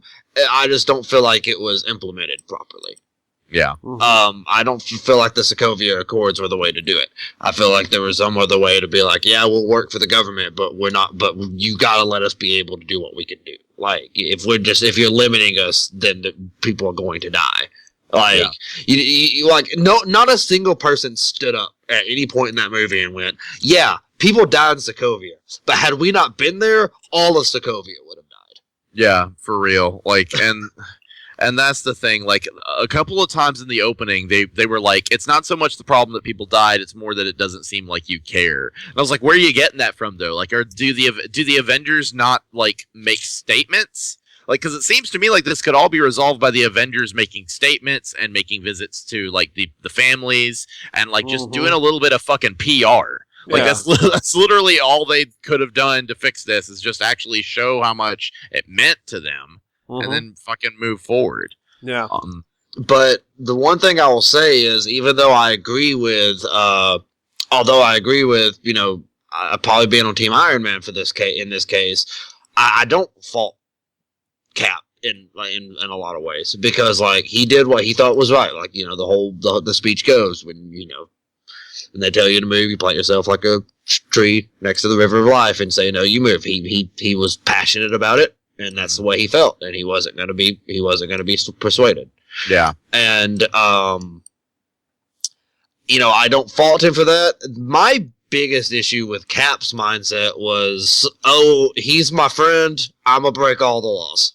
Yeah, that's my problem with it too. Because like I'm not a big Captain America fan, but from what I understand, he's real big on justice and laws in general. And then when it comes to Bucky, he doesn't give a fuck.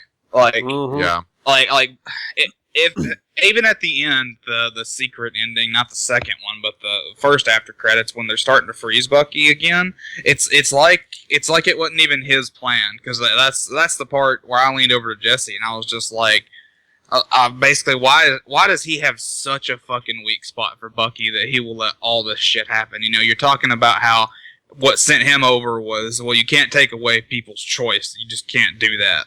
But with him not, like, freezing Bucky prior to, like, this movie or something, like, he's taken away all the people's lives that Bucky killed. Even though he was brainwashed, it's still him. Like, he should have been frozen by now. And Cap's just like, I don't care, he's my friend, fuck it. Yeah.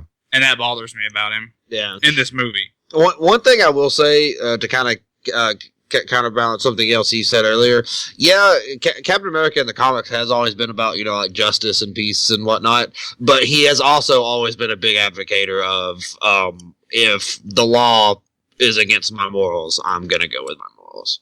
Well, like, yeah, that's a big thing, is that, like, I recently went back and reread Civil War Chronicles, which captures a whole bunch of different issues of a whole bunch of different things. And one thing is, when he's being interviewed after he gets captured, they were like, so a lot of people were surprised that you, like, rebelled against the United States. You're a symbol of America. And he was just like, well, a lot of people just immediately assume that because I have this A on my forehead that I believe in everything that America believes in. I believe in what I feel like are core American values. And it's sort of a mixed bag of conservative and liberal values. He's like, I believe in the right to bear arms, and I believe in the right to choose. So, like, he sort of picks a conservative and a liberal issue, and he's just like, this is who I am. So it's sort of like, in the comics, the whole thing was, he's just like, I don't represent America as it is. I represent America as it should be. that was not so much a theme in this particular movie. This particular movie was, again, like I said, it was more personal issues and more Bucky, like, relevant. So, I don't know.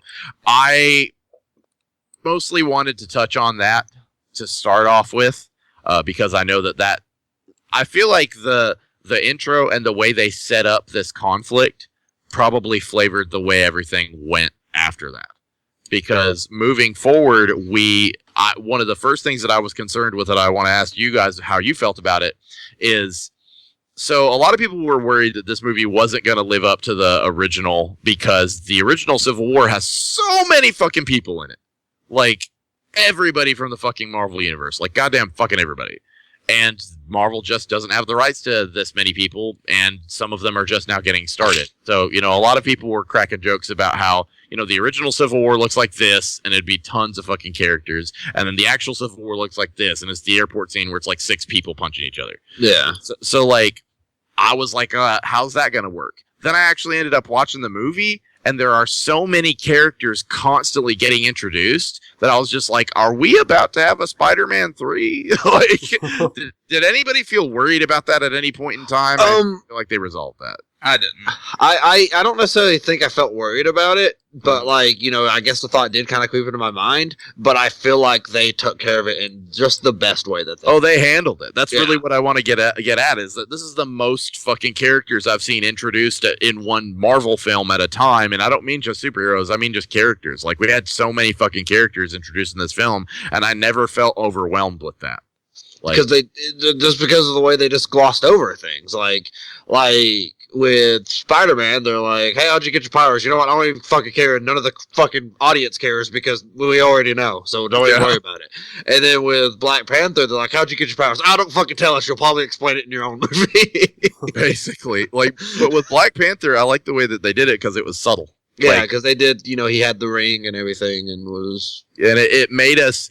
It gave us the idea that whatever the fuck he's got going on it's transferred via like royal lineage. And even if you weren't paying attention, if you were just a regular moviegoer, you would have been like, oh, he's got a cool suit. Oh wow, he's strong and can jump and stuff. Whatevs. So but if you're the kind of skeptic that's going, why the fuck can he do this shit? You would have at least probably noticed, what the fuck does that ring do? What's this all about? And I think that they pulled it off for the most part. I have a question for you guys, though. This is a general question that has everything to do with this character. How do you feel about Spider-Man? How do you feel about how they pulled it off? Ooh, can I start? Go ahead. Yes, please. You just want you just ask about Spider-Man as a whole in this film. Just fucking go to town. Okay. Just whatever you want to say. I will say, I did have a couple of high points in this movie, a couple of highlights that I really, really enjoyed, and probably the first and foremost one is Spider-Man. Because I honestly think this is the most accurate portrayal of both Peter Parker and Spider-Man that we've seen on film yet. I loved Spider-Man in this film. I loved Tom Holland playing Spider-Man way more than I thought I would, because when they first cast him, I didn't know enough about the actor. But even then, I was kind of like, I don't know. We'll see how it works out. I love the fact that he's young. I love the fact that, and this is a problem I have with Batman films, is that they feel the need to explore his origin in every single Batman film, except for the Dark Knight trilogy. They did in the first movie, and then they didn't. But like in the old school, like Tim Burton and Batman Forever, and every single movie. And sometimes it changed up from the last one, and it was just stupid. Like, we know what happened with Batman's origin. In this film, at one point, Tony asked him, he's like, so how do you crawl on walls? How does that happen? And Peter's just like, that's kind of a long story. Because that's perfect, because we know how that happened. We know how Peter can crawl on walls. We know how his origin is. Everyone does. If you're watching this film, you know how Spider-Man got started. So I'm glad they kind of just glossed over that. Now, they might explore that more with his solo title, but at least with this film, I'm glad they just kind of like, I'm just Spider-Man. That's really all you need to know.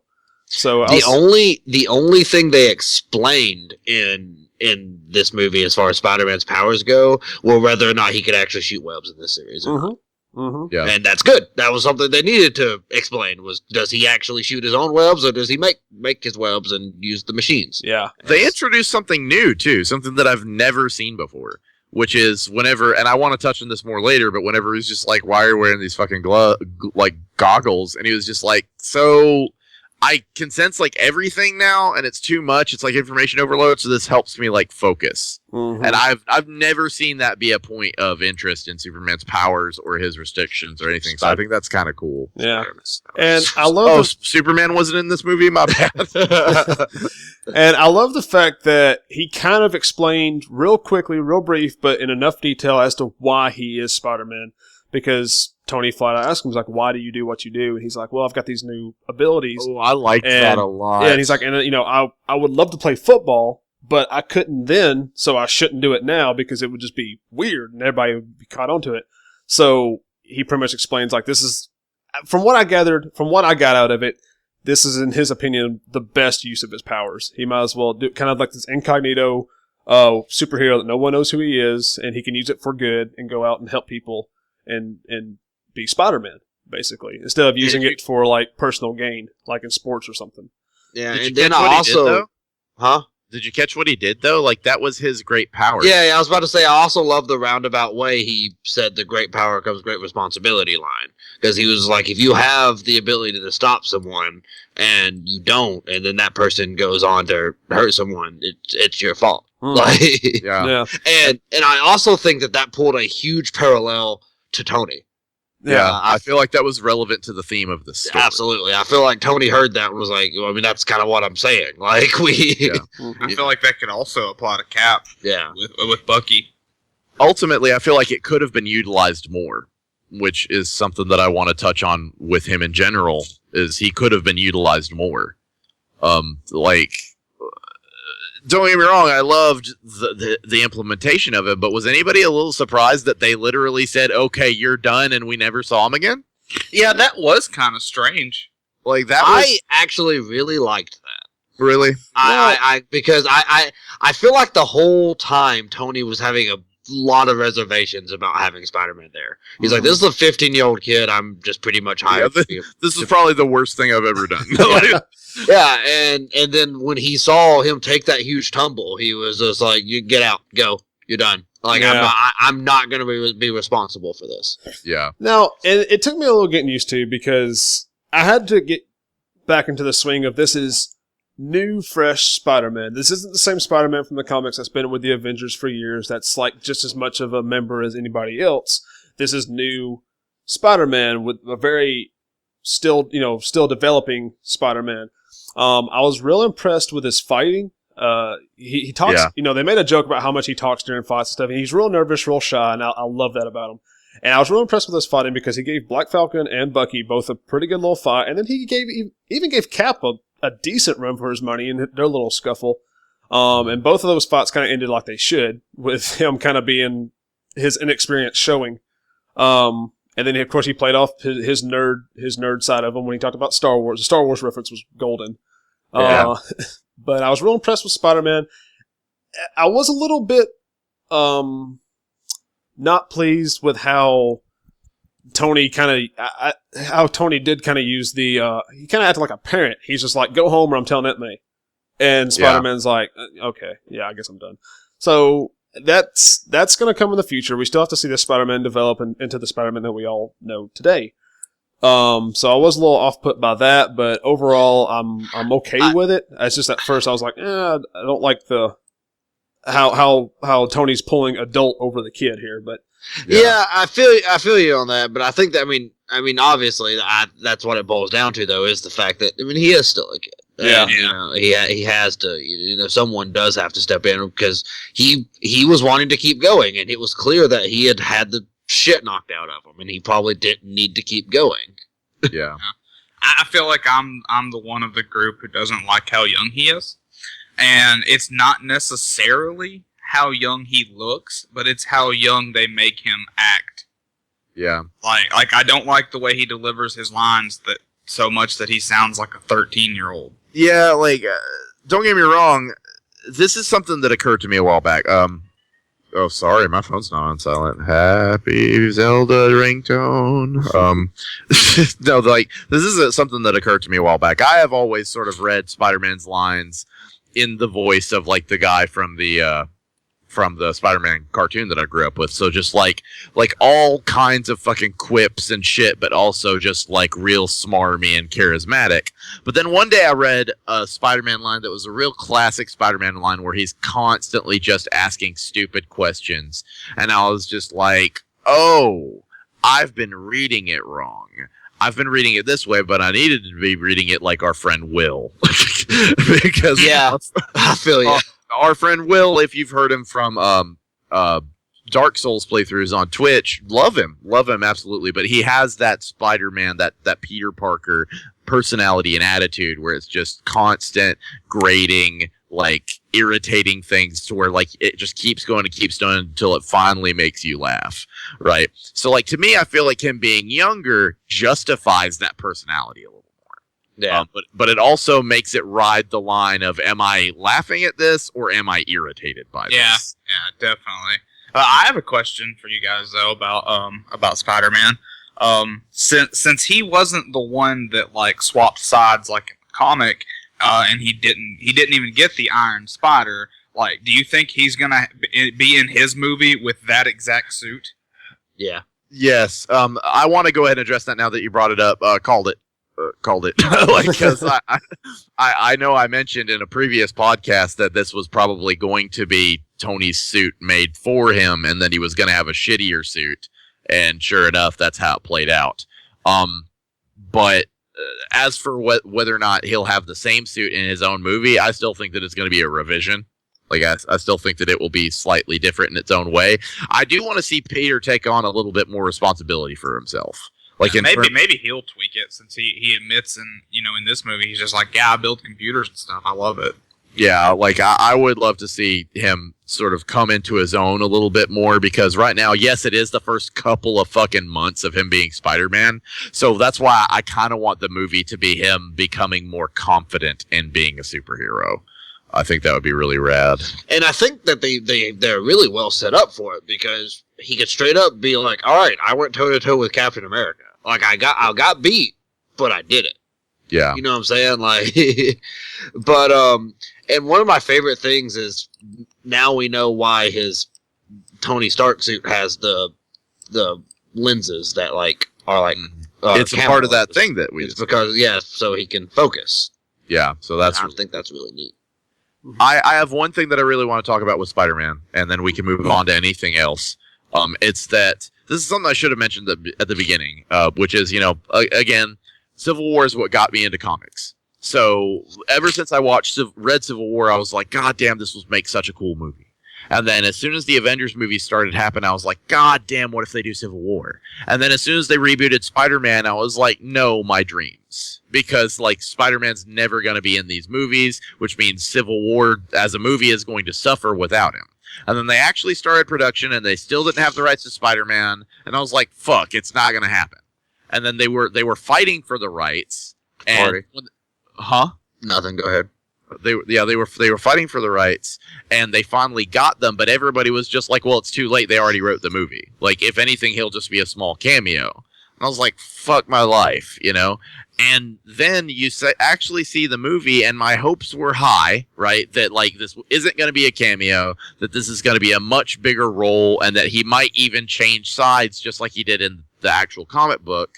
And sure enough, his entire involvement felt like something that was added in a second draft of the script. Like, could the movie still have worked if they had removed everything that he did from the movie? Yeah. Yes, it could have. Like, and that's my problem with his involvement, is that yes, it was cool, but you literally could have had the same movie if you had pulled it all out. And I completely agree with that, because that's something I took away. As much as I loved Spider-Man in this film, he did feel like kind of a last-minute addition. And I also had a problem with, he felt out of place to me. Like, he didn't blend in to the... He still did. Yeah. So that's one problem. As much as I loved him, he almost felt like a great character in the wrong movie to me, almost, just to kind of put it bluntly. But like, I don't necessarily hate that though, because he doesn't fit in with this group yet. You know what I'm saying? Like, even like he's these people are still a little above him, and yeah, he did well, but like his inexperience definitely showed. You know what I'm saying? Like, I know you're talking about it from more like just a standpoint of like like how he just like interacted, not necessarily interacted, but how he went along with the other characters and stuff. I'm kind of talking about from just an overall standpoint, not just like his personality, but even just like seeing Spider-Man with them was weird to me. Like I don't know, like maybe it's his outfit or something. I'm not sure, but it just looked odd a lot of times. I'll tell you probably the thing that I had the biggest issue with, as far as like seeing him, like the scene where they're like the 6 of them like all standing next to each other, and he's like in the middle of them. He's tiny. He's a small dude right now. But he's also a 15-year-old boy, you know. Like, and you know, I think that's probably honestly why they didn't go with Asa Butterfield. Like, I think that they probably looked at, like, I don't know, maybe his build and tried to estimate how much more growing he's gonna do. Like, because I think that there's a chance that Ace is going to be a short dude. Like, I don't know, but like, well, that's actually something I talked about in my post. Whenever I talked about Asa Butterfield, is I actually posted a picture of him with standing along with like a director, and he's taller than the director of that film. Like, I was like, really? He's not as short as people think he is. Like, okay, I'm wrong as fuck. Then that's happened before. But yeah, that'll be, it's going to take some getting used to, because that's something that I mentioned to Chase when we were watching some of these clips that got released. I was just like, it's still so fucking weird to see. And like, that's how it was in the movie. It was just like, I honestly can't believe I'm even looking at this. Like, it still feels, it honest to God still feels like I'm being punked. Like somebody fucking edited him in. Like, it's so weird. And I don't want to segue too soon, but I do want to segue. So is there anything else that we really want to say about Peter? I think I pretty much said my piece about it. Aunt May's hot. Yeah. She just keeps getting younger. Even Tony is just like, man, your aunt is unrealistically hot. Yeah. All right. So something else I wanted to touch on, and I feel like I can segue appropriately here, is it wasn't as bad as BVS in terms of this, but it was surprisingly bad. I knew too much of what was going to happen in this movie. And it wasn't all because of trailers. Some of it was because of like additional promotional clips that I didn't have to watch, but I did. And some of it was just, there was so much theory crafting on the internet that ended up being right on the money that I was just like, oh, nothing surprised me. Whoops. like for example, the big twist of this movie, did anybody see coming? Like the big twist as to what Winter Soldier did. Oh, him killing Tony Stark's father. Yeah, I actually, the first time we see that scene, I figured that was who was in the car. Honestly, it caught me off guard because I kind of completely forgot about that scene until it showed them watching the video at the end of the film. Then that might have been a unique experience for me because I actually read that on the internet. Somebody was just like, I'm pretty sure the big motivator behind Tony just absolutely wanting to fucking beat the shit out of Cap is gonna be that Tony finds out that Winter Soldier killed his dad, because that is a thing in the comics. And I was just like, I didn't know that was a thing in the comics. See, I think that should have been the reason that he was so pissed off for the entire movie, not him finally being like, okay, Cap. Yeah, him being like, you know what, you're right, I got duped, let's go take care of this. And then him get there and be like, motherfucker, you killed my mom? So, but that's the part that I don't buy. Like, I don't buy him being so mad that this guy who was brainwashed killed his dad. Like, don't get me wrong, it's still his parents, and I get that, but he was brainwashed, and you knew that. I know, and I completely agree with that, actually. I'm going to be, I guess, the only one that's of the different mindset there. I think Tony Stark, and at least in these movies, the way they portray him is almost as bad as Batman about his parents. Yeah, okay, I can give you that. No, I agree with you, Ian. I just wish it had been the whole movie. Yeah, like I feel like the scene when he's talking to the MIT graduates and everything like that, where he plays out that simulation of him talking to his parents. He's like, I wish that was the way it had gone, but like, this was a presentation he was giving to a bunch of MIT people. Why do you have to fucking make it depressing? Yeah, for real. So like, I feel like he definitely the way they portray Tony Stark in this universe is he's definitely has some deep deep regrets about his parents, and when he finds out exactly what happened, he blacked out. Like, he was just like, no, I'm beating some ass. Especially even when Cap was like, he was brainwashed, and he's like, dude, he killed my mom. Yeah, but I thought that was a powerful line too. That was a really powerful line because that shows how little of a shit he gave about his dad. Yeah, I thought I agree with that. But this goes back to why I feel like a lot of the big conflict in this film was dumb, because I kind of have this, or I agree with what you said before, Jesse, that he was just so blinded with anger at this that he couldn't stop for a second and realize. Like, I feel like his anger is directed at the wrong person. Now, trying to put myself in his shoes. I understand. You just found out that you're standing right next to the guy who murdered your parents. Or at least, the one parent that you really, really cared about. So, I get that. Like, I get a little bit of anger there. But, I mean, at one point in the fight, Captain America finally was able to slow him down, be like, Tony, calm down. He was brainwashed. He wasn't himself when that happened. And, it never once crossed his mind that he's doing exactly what's-his-face wanted them to do in the first place. Like, that's the whole reason he showed them the video, was to get them to tear each other apart. Yeah. And he's buying into that. Like, I feel like his anger, he needs to just, as smart as he is, I understand he's a little destructive, but he's also very brilliant. He needs to just calm down and be like, okay, I have I have anger towards you because you did murder my parents, but, you're not the greater power here. Like, it wasn't you doing that. It was somebody else pulling their strings behind the scenes that did that, and whatever. And I understand that in the heat of the moment, most people wouldn't process that. But I mean, I don't know. Like, he just flipped the handle, and he was about to just murder this. Given the chance, he probably would have murdered Bucky. Oh yeah, he was straight up going to kill Bucky. Yeah, and that's what, to me, I just can't buy into that so much. But this is another statement I want to make real quick. Something that they can't really do with these movies is one of Iron Man's biggest things in the comic books has always been his alcoholism.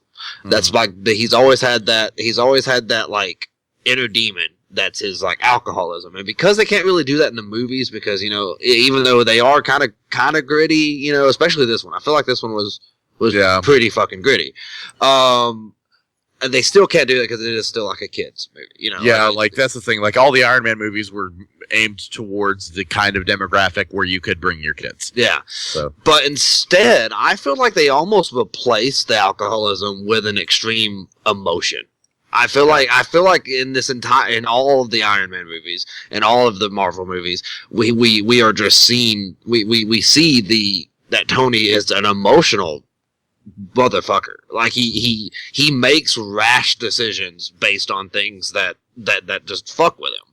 And like his PTSD and like shit like that. Like, he's an emotional wreck in these movies. yeah. And I like that though. Yeah, I agree. But that's what I'm saying. Like, I like that because like that's kind of, in my opinion, that's almost them replacing the alcoholism with another fault. That's his inner demons. He's an emotional wreck, and that's why I feel like I can justify him just wanting to just kill Bucky. Like, he like I said earlier, once he found out the truth, he blacked out. He wanted nothing more than to kill Bucky.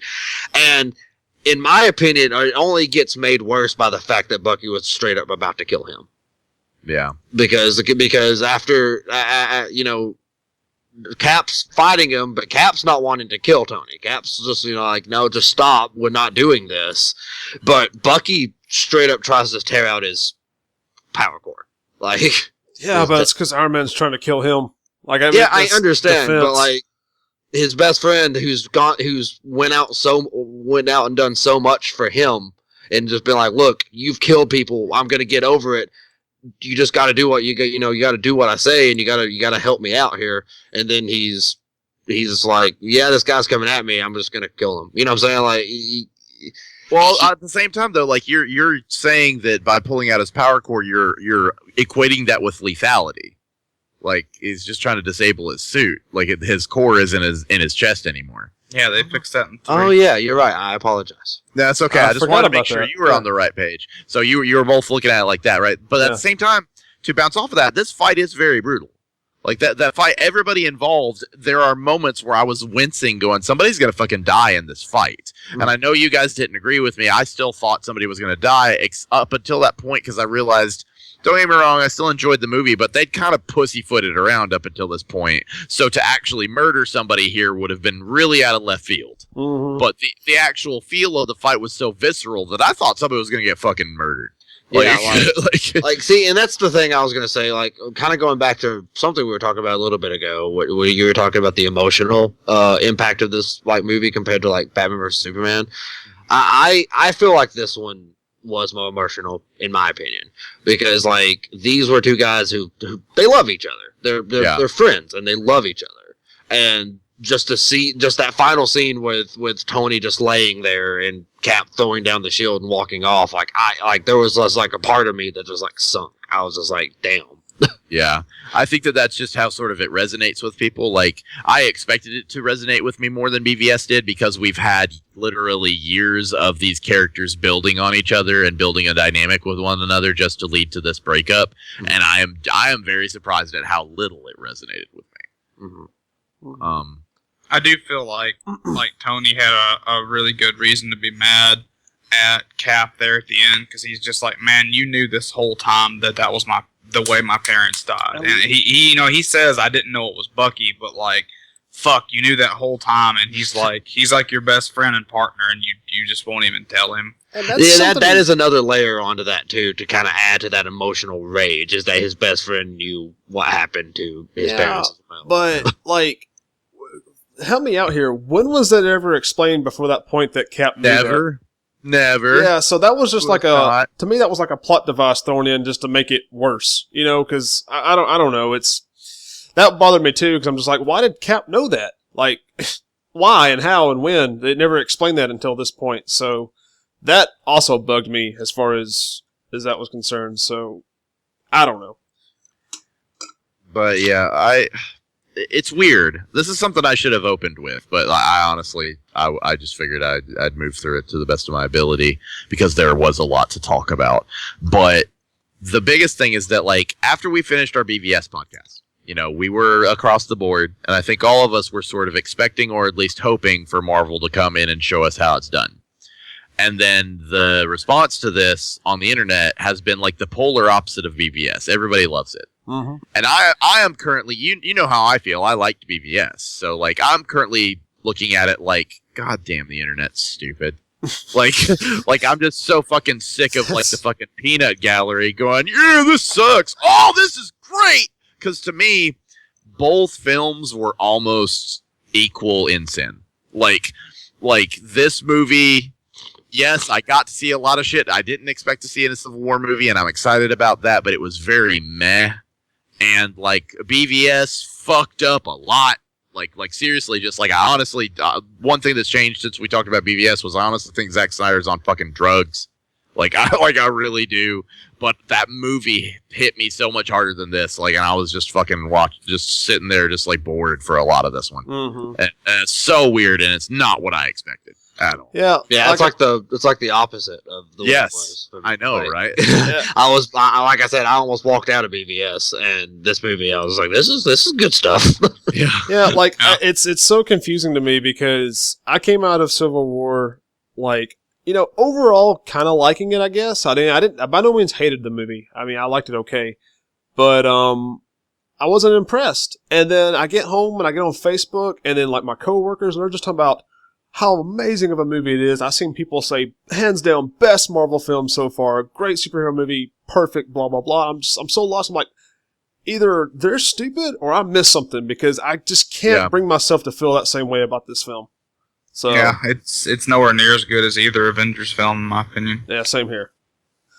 I'm actually going to put it above Age of Ultron. I was about to say, I was kind of looking for this film to redeem Age of Ultron, because while I liked that movie, I felt like it was kind of sloppy. Yeah. And I feel like this film was less sloppy, and it did a really good job at doing a whole lot of shit without it being terribly messy, but it also it missed a lot of opportunities. Like, Civil War is such an epic story, and it listed, like,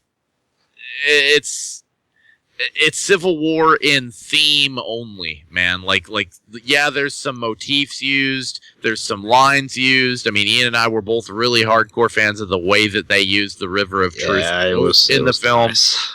But at the same time, I was sitting here going, okay, so Spider-Man's not going to join Cap's side, because that was like pretty much the most important part of the fucking book. Like to me, Spidey going, oh shit, I was wrong, represents the reader's trip through the morality of the book. Is like Spidey is sort of like your stand-in where you go, oh shit, maybe Tony's not right, and that didn't ever happen. Like, instead, as weird as it is, you know, want to know who that was in this movie? Tony. Yeah. Like, it was very strange. Yeah. So kind of like what we did with BVS, I'd like to kind of go across the board here and get final thoughts and a rating based off a scale of 1 to 10 from each of you, and then kind of average that out to see what our average rating is. Real quick, I want to just ask one more question. This is just a simple, like, you can just give the answer to the question. Who is y'all's like favorite character in this movie? Spider-Man. Okay.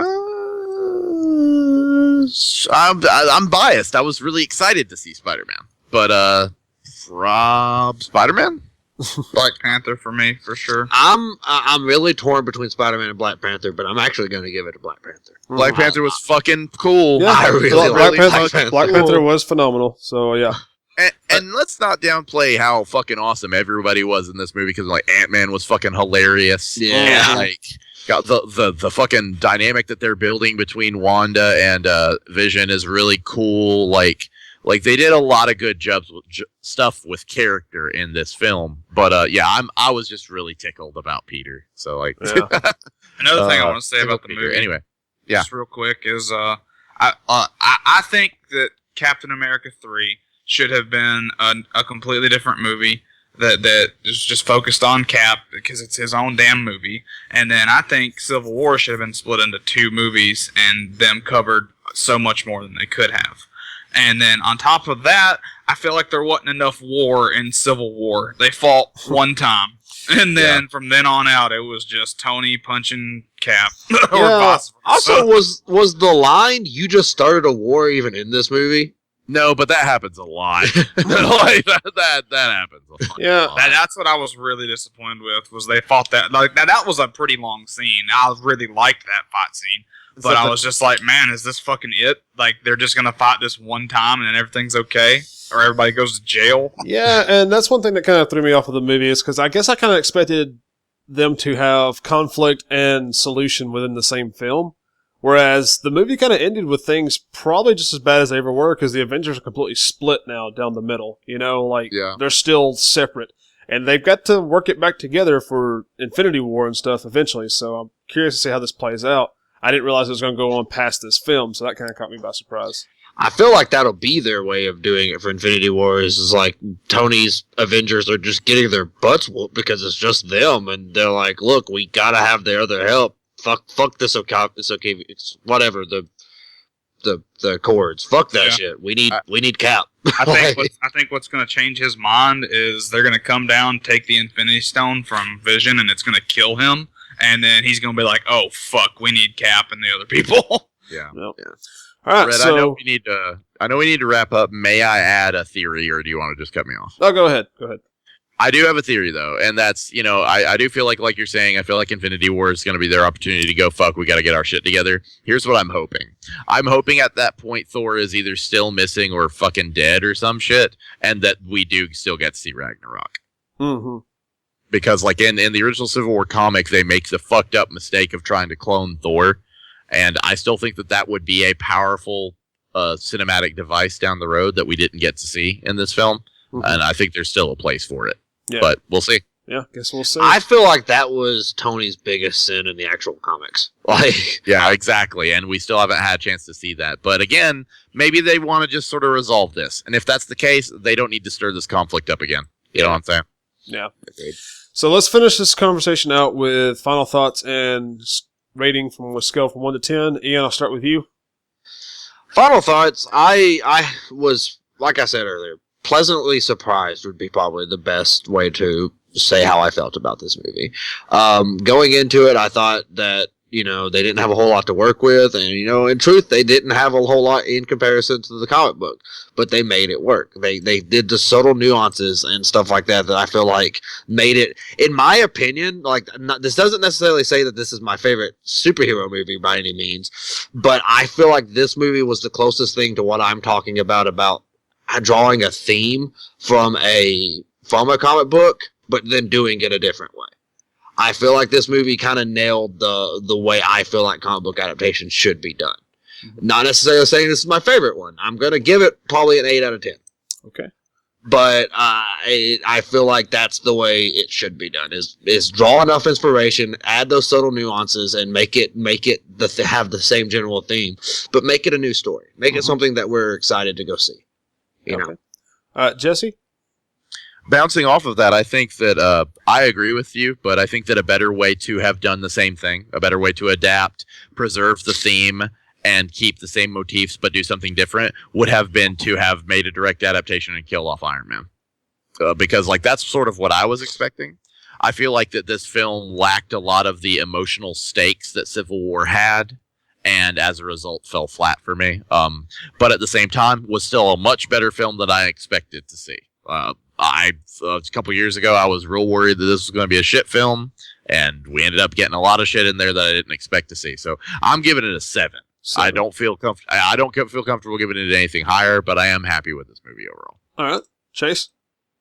I thought it was a good movie. I went into it knowing there was no fucking way they could get everything in it that I had heard about Civil War. So I kind of went in with low expectations, and it met low expectations. Mm-hmm. So I think I'd also give it a 7 because it's a pretty good movie. Okay. As for me, I had pretty high expectations going into it. It did live up to the hype with me. My high points were Spider-Man, Black Panther, and the airport fight and the final fight were pretty good. But other than that, I found myself extremely bored throughout most of the film. And I'll be honest with you, I was ready to give this a 6.5 out of 10 until I came to the realization that, like the first Captain America, I don't want to sit through this movie again. That's something I started to bring up earlier. I don't want to watch it again. Yeah. Not anytime soon. Seeing it once is enough for me. I give it a 5.5. There you go. All right, so that brings the overall to what, a 7. When you round up. I think it'd be like a 6.75. But it's a 6.8, but when you round up, it's a 7. Yeah. And I feel like 7's a fair average for us, and I still say to anybody in chat that watched the film that might be looking for validation, I feel like we're still, pleasantly surprised. Well, not necessarily pleasantly surprised, but we still kind of like the movie. Overall, Yeah, I'd definitely say go watch it, but, Mm-hmm. So, okay. Well, there's that then. We finally wrapped up Captain America Civil War. Actually got a lot more conversation out of that than I think any of us expected we would, so worked out pretty good. We actually got a 2-hour podcast on our hands here, so that worked out really, really well. So we'll go ahead and wrap this thing up, closing out with how you guys can keep up with us and social media and whatnot. Ian, how can people keep in touch with you? Alright, best places to keep in touch with me are my Facebook, which is facebook.com/fightonforjustice. That's my Justice cosplay page. I post on it every now and then. And then you can also catch me on Twitter at JusticeGaming75. That's where your best bet would be for me. Sweet. Jesse? So my Twitter is Mr. jGatzB. So at Mr. jGatzB. It's spelled the way it is on our offline image if you ever want to check that out. And then there's a link to my individual Twitch page below the channel there. Awesome. Chase, not to steal your thunder, but pretty much just to blow up main page is how people can keep in touch with you. Yeah, and I've started using Twitter more lately than I usually do. Speaking of which, we're going to work that out too, because you are tweeting quite a lot. Yeah, it's at Super64, which is all spelled out, like the words spelled out. Okay, that's news to me. I didn't know you had got back on Twitter, so that's pretty awesome. And then as for myself, I am on Facebook, Twitter, Instagram. I'm about to sneeze. Bless me. That's not my username, Rhett. Damn it! If this man, here it could have comes. just waited like 2 more minutes, and I would have been in the clear. But anyway, God, fucking blowing it, just blowing it. Start over. I gotta start this whole thing over from scratch. I feel like a third one's about to come up. Sorry. Okay. Wait. All right, there's the third one. There we go. Got that out of the way. Sorry. Facebook, Instagram, Twitter. I'm at all of it. Everything at I am Tenseiken. I am not very active right now, and I haven't been in a few weeks. Me and the wife are in process of Fighting. We're trying to work everything out. No, we're in the process of moving from one town to another one, about 2 hours away. Actually, it's where my brother lives, so we'll be actually all a little bit. Yeah, hey, we'll all be a little bit closer together then. A little bit more of a chance to do some more like in-person bro-op stuff. So that being said, in the transition period from here to there, it's going to be about 2 months or so. And in between that time, I guess now is as good a time as any to let you guys know that within the next couple of months, I don't know, honestly, when we'll have another podcast or when I'll be able to participate in bro-op activities, because in between us moving from here to there, I'm going to have very, very limited internet access. So I don't know how often we'll be able to do a podcast or how often I'll be able to participate in streams. But we'll get all that worked out in the future, and I'll let you guys know just as soon as information's available and all that. So that's pretty much all that there is there. And once I get everything taken care of, I'll get back on my social media like I usually am. That takes care of me. Jesse, how can people keep in touch with Bro Up? Well, yeah, absolutely. You can keep in touch with us on our Facebook page, which is going to be, I'm pretty sure it's Bro.Op.Games, right? That is correct. Mm-hmm. Yeah, okay, so our Facebook page is bumping now. We're starting to get a couple more Facebook likes, so that's pretty cool. And then the YouTube channel is youtube.com/users/BroOpGames, all one word.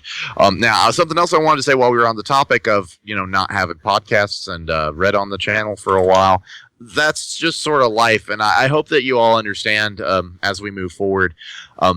While we are building this to be a bigger thing with your support, occasionally things like this will happen. We're working full-time jobs, we're working full-time lives. All we ask is that you guys continue to be patient with us and continue to be cool with us. I know that I had to step away from stream earlier to deal with some very important stuff, and our fans were really fucking cool about that. Yeah, so absolutely. Thank you so much. Thank you so much for being understanding and bearing with us while we make this the best sit you've ever seen. Yeah, and all these moves that we're making, like even me moving to the new city, like I said, it'll give me an opportunity to do some more in-person stuff, at least with Ian. So we honestly feel like we can take advantage of these opportunities to make our channel better in turn. So it's all for the best. It's all going to get better. Just bear with us. We thank you so much for your support, especially that 500 subscriber mark in YouTube. Thank you guys so much for that. That can't be expressed enough. Ian, you seem like you have something. Yeah, go ahead. Yeah, one thing that I was going to say also, though, to kind of bounce off all of this is we love y'all's support, and we really thank y'all for it, because the more y'all support us, the easier it becomes for us to be able to keep doing what we do. Absolutely. Definitely. Absolutely. We wouldn't be doing it without you guys.